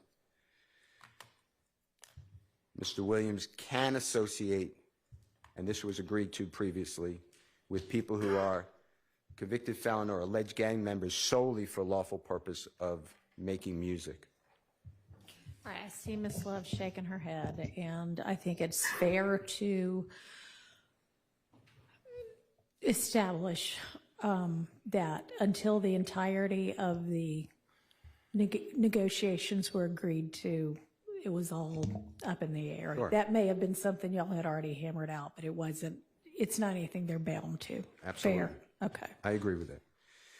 Mr. Williams can have no contact with any of the supposed victims, and there was an Exhibit A attached to the state's proposed plea agreement, negotiated plea agreement that was sent to you, so we adopt that Exhibit A, but we can give it to the court if you need those names. And Mr. Williams have no contact with any of the co-defendants in this indictment with the exception of Mr. Quantavious Greer, that is his biological brother, as well as Mr. Sergio Kitchens. He's a phenomenal artist. He goes performer known as Gunna, G-U-N-N-A. Mr. Williams and Mr. Kitchens are contractually obligated, and they frequently perform music together. Your Honor, any other conditions that this honorable court deems appropriate? I want to thank the court for all your time, always. I want to thank Ms. Persifield for everything she has done. I want to thank Mr. Williams for allowing me to stand with him. I really never thought we would be here, but this is his decision. I want to thank the Honorable Keith Adams, who may want to speak, Your Honor, but I can never imagine a better lawyer than Keith Adams. Mr. Adams, do you want to add anything to the record? Your Honor, I don't know that there's really much to add. Mr. Steele has represented to the court, I think fully and thoroughly, the breadth of our knowledge of the case, Mr. Williams's background. I think the court has not just heard it from Mr. Steele, but has had the opportunity to sit here and hear some of the evidence and kind of get a feel. You've had a chance also to observe Mr. Williams and then get a feel for him, his background, and so forth. You know, the only thing I can say about Mr. Williams that hasn't been said is that he comes from an area. You might have heard throughout the course of the trial that there was an album, a concert tour. We came from nothing. And that is true. Mr. Williams came from, you know, I hate to use the word abject poverty, but that really is the case. Came from an area where there was a significant amount of crime, where, as you've heard, he's had tragedy in his life and has observed tragedy in his life, and he has gone through a good bit. He has been involved in a lot, but he has raised himself up. He has done the best he could and has done phenomenally well, and is, I think, an inspiration to a lot of people from that community who look to him and see the success that he has gained and have been fully supportive of him. But he finds himself here. He is in front of you. He is tendering this plea because he accepts responsibility. You have heard everything Mr. Steele has had to say. I can only ask that you follow what we have put before you. You also have, I believe, the paperwork that was given to you by the state, which kind of gives you some idea of what they were looking for as well in terms of conditions on Mr. Williams if we were to have reached some sort of agreement. And we ask that if you feel that there is anything within the state's proposal that might be appropriate in terms of the sentence for Mr. Williams, that the court please feel free to do that. There is nothing that he puts himself before the court.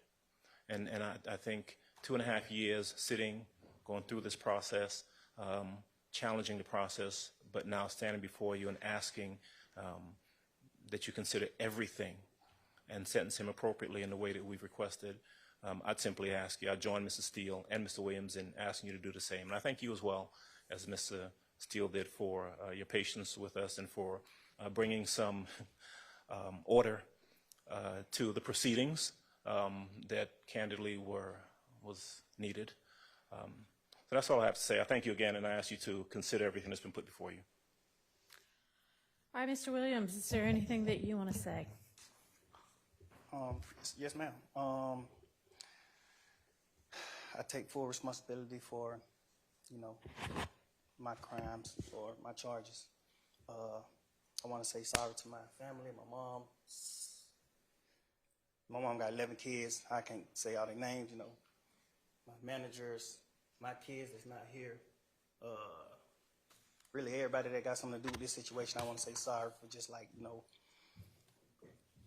having so much time invested into this, you know. And I am a smart guy. I am a good guy, and I really got a good heart, you know.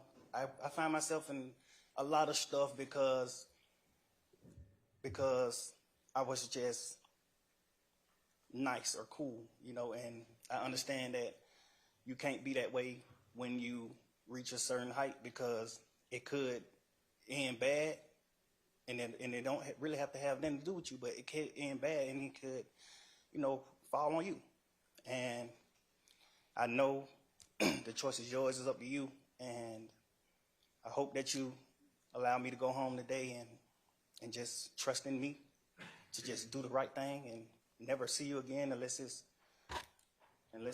at a bar in the future or something. Just out of this type of situation, I promise you I won't ever be in this type of situation again. I'm going away. I've learned from my mistakes. I come from nothing and I've made something and I didn't take full advantage of it. I'm sorry. Through these last 2.5 years of my life, you are really, truly, honestly, the best thing that has happened to me because you made everything fair for me and everybody involved on both sides. I'm sorry to the sheriff, everybody for just having to put extra time in. I know y'all got paid more money, but I'm sorry for y'all having to put this extra time in to be away from y'all family, and I just hope that you find it in your heart to allow me to go home and be with my family and just do better as a person. I know what I bring to the table. I know what I am. I know the heights I've reached. I know the impact I got on people, period, in the community, all people. I learned that late, like these past 2 or 3 years of my life, I kind of learned that late, and maybe it was because I was, probably on drugs or anything, I don't know, but I have came to my senses and I understand what I mean to this world, but I am a good guy, I don't mind doing stuff like, free shows, and I always did that, I did free shows and gave it to single parents, millions of dollars, I made $1.8 million on a free show, and I gave it all to single parent charity, and I did like 2 or 3 shows that made like $700,000 a piece, and I gave it to the breast cancer organization. Like, I do things, like I put millions of dollars back into my community for real. I really did. I did more than anybody ever did from my side, but I understand, rap lyrics. I understand how it could be twisted. I understand what it could do to the mind of people. I understand all that, and I promise you I'm 100% changing that. It's just, I'm older, I'm grown now, and it's just like, I'm smarter. It's more things to rap about. Like, I've experienced a lot of good things. I experienced more bad things, but I experienced a lot of good things too. And anyway, I can go forever. Well, I appreciate it. And I appreciate that you do realize how much of an impact you have on people. It's past your neighborhood. It's worldwide, especially young people. And having come up from where you came up from and living in and around that, that gangs are damaging to our community. And it may be that a whole lot of rap music and the rap industry is, honestly, it sounds like a modern day version of kind of WWE wrestling that used to be on television, where people would just get up and posture and act like they hated each other. And it may be that that's a lot of what is going on in the music industry with rap. But whether it is fake or not, it has tremendous impact on kids and young people who think, this is cool, this is what I want to do, look at him, he's a millionaire, I can do that by being, a gangster in the streets. And that's not true. What you're likely to have happen to you if you're a gangster in the streets is you get shot, you get killed, or you get thrown in prison. And those are, by far the most likely outcomes. And, you've been in here watching the trial, and you've seen the pictures of Mr. Ryan posing with a gun as big as he is at 15 years old and going out and shooting and killing another teenager. And that's what gangs do, and that's unfortunately a lot of what rap music does.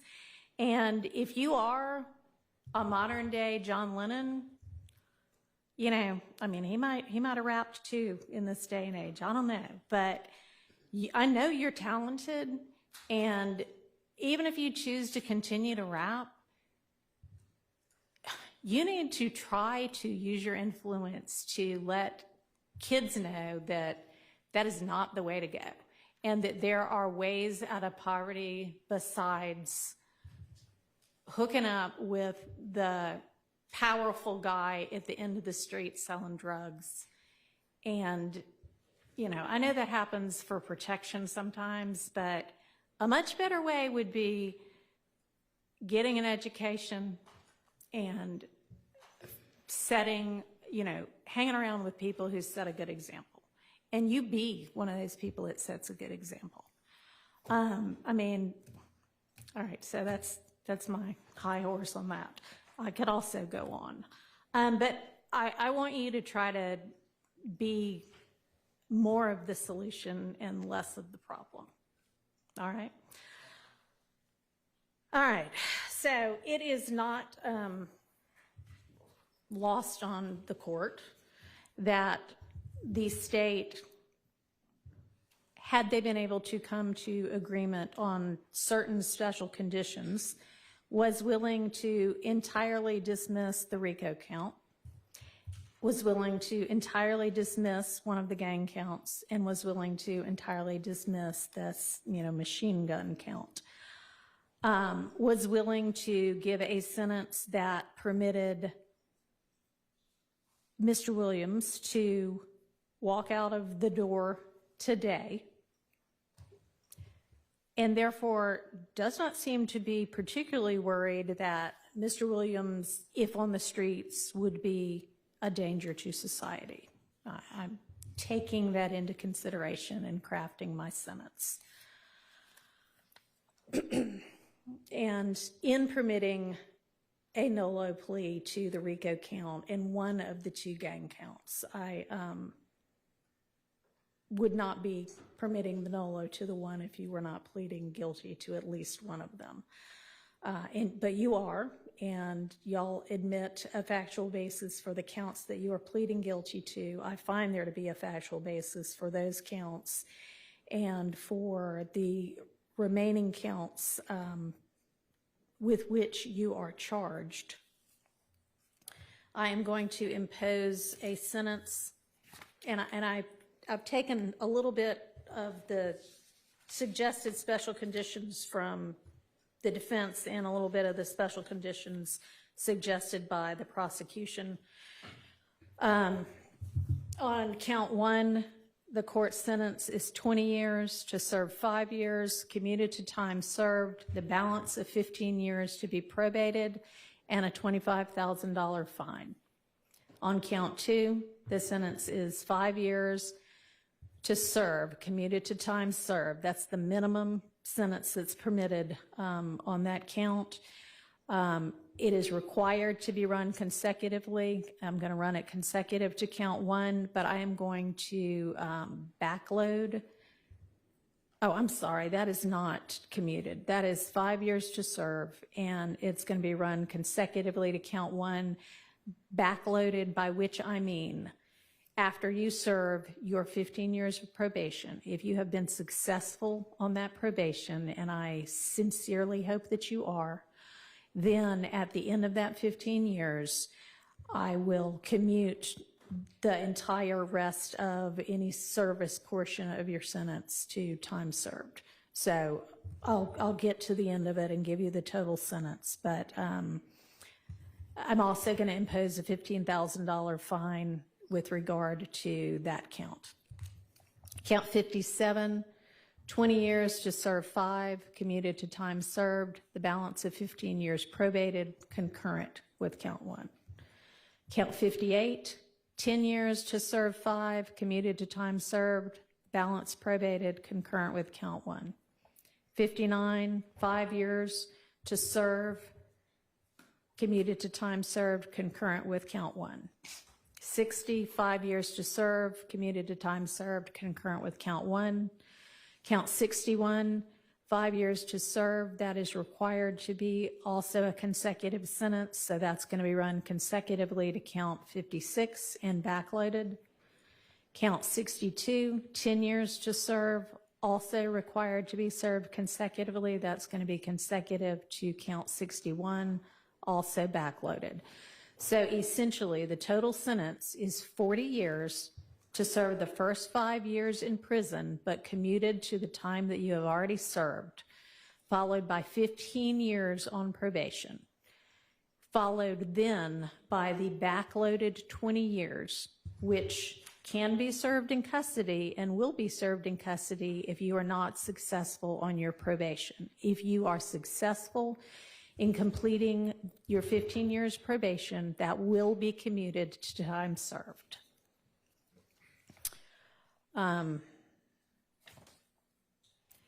You are to remain on reporting status for the first half of your probation, active reporting for the first 7.5 years of your probation, and that is pursuant to OCGA 17-10-1, subsection 2, A2A.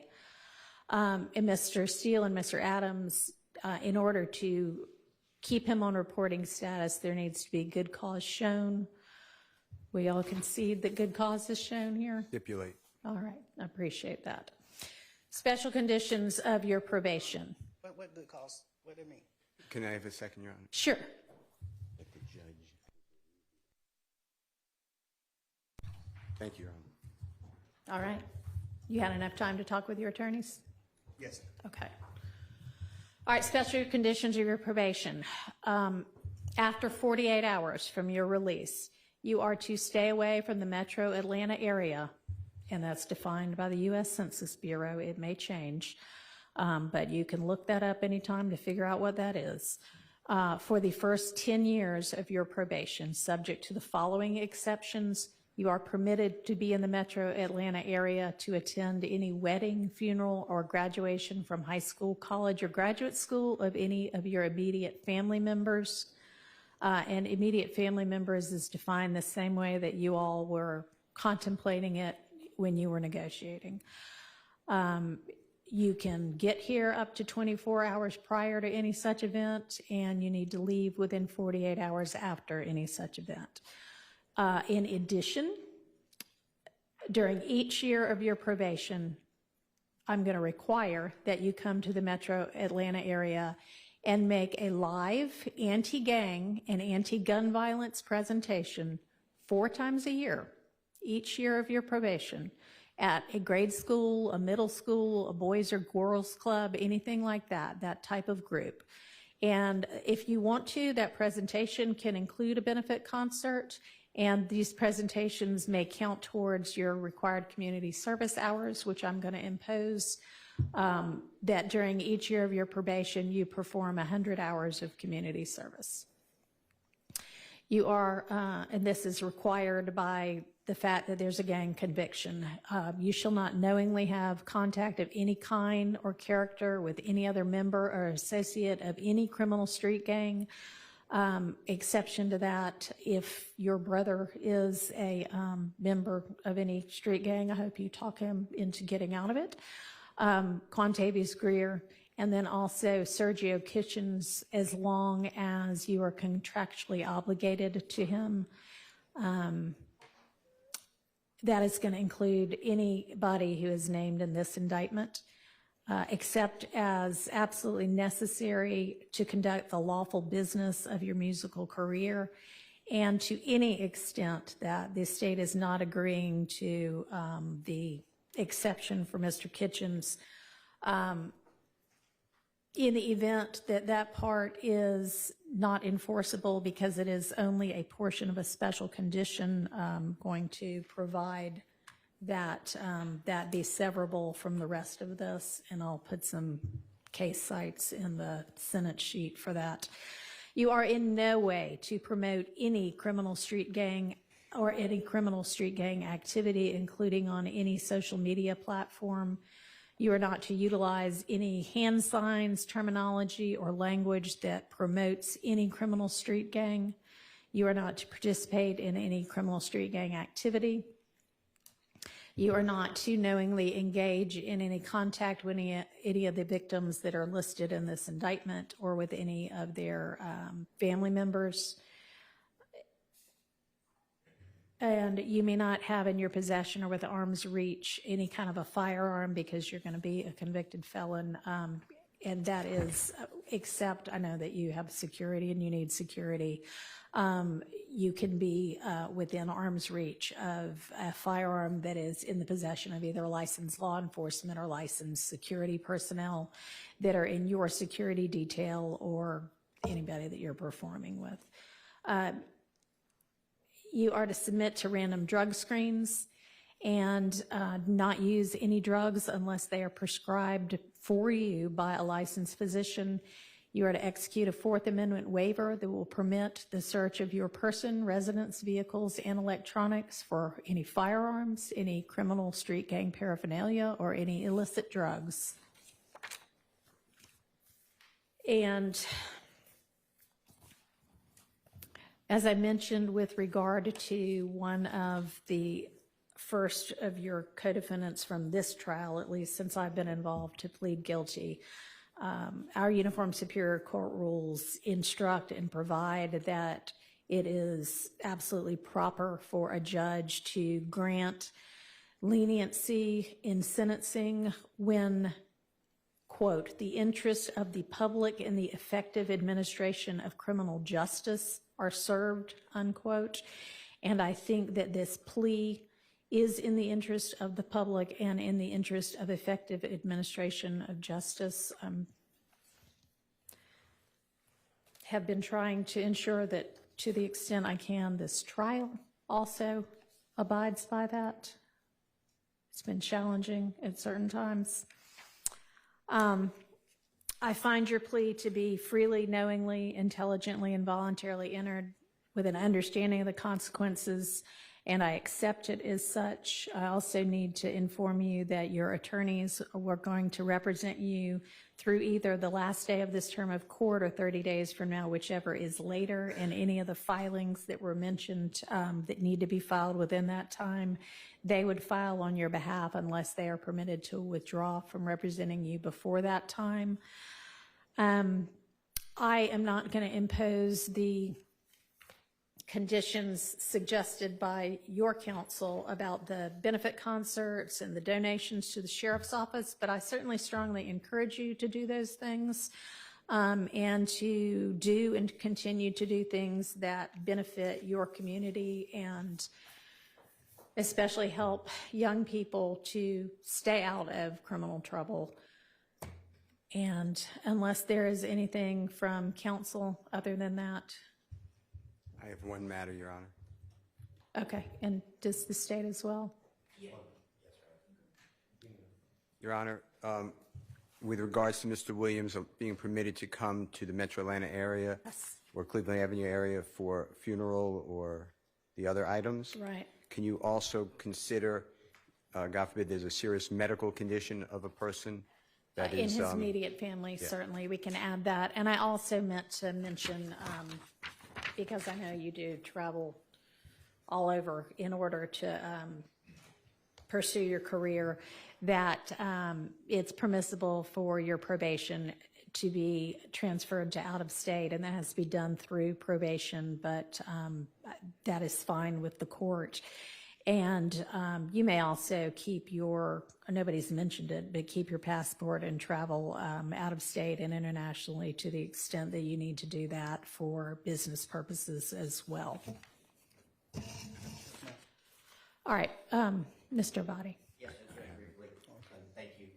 The district attorney just wanted me to urge the court, due to the fact that the Thomases have been negatively affected incredibly traumatically by what has been discussed by both parties here today, to make a brief statement as she believes that they fall within the exception or within the bounds of Marcy's law. If the court would allow, I understand the court made a ruling earlier as it relates to that, but she wanted to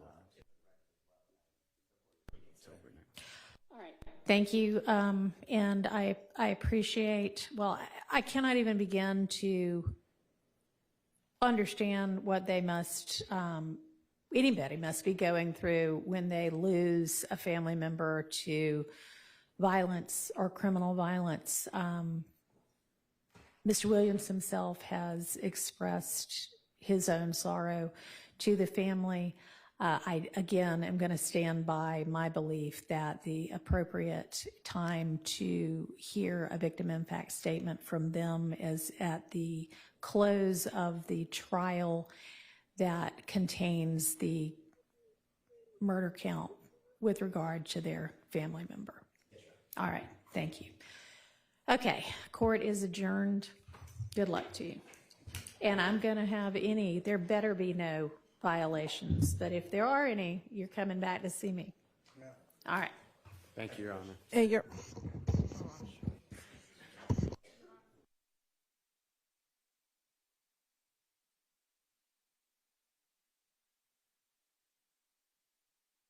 But since the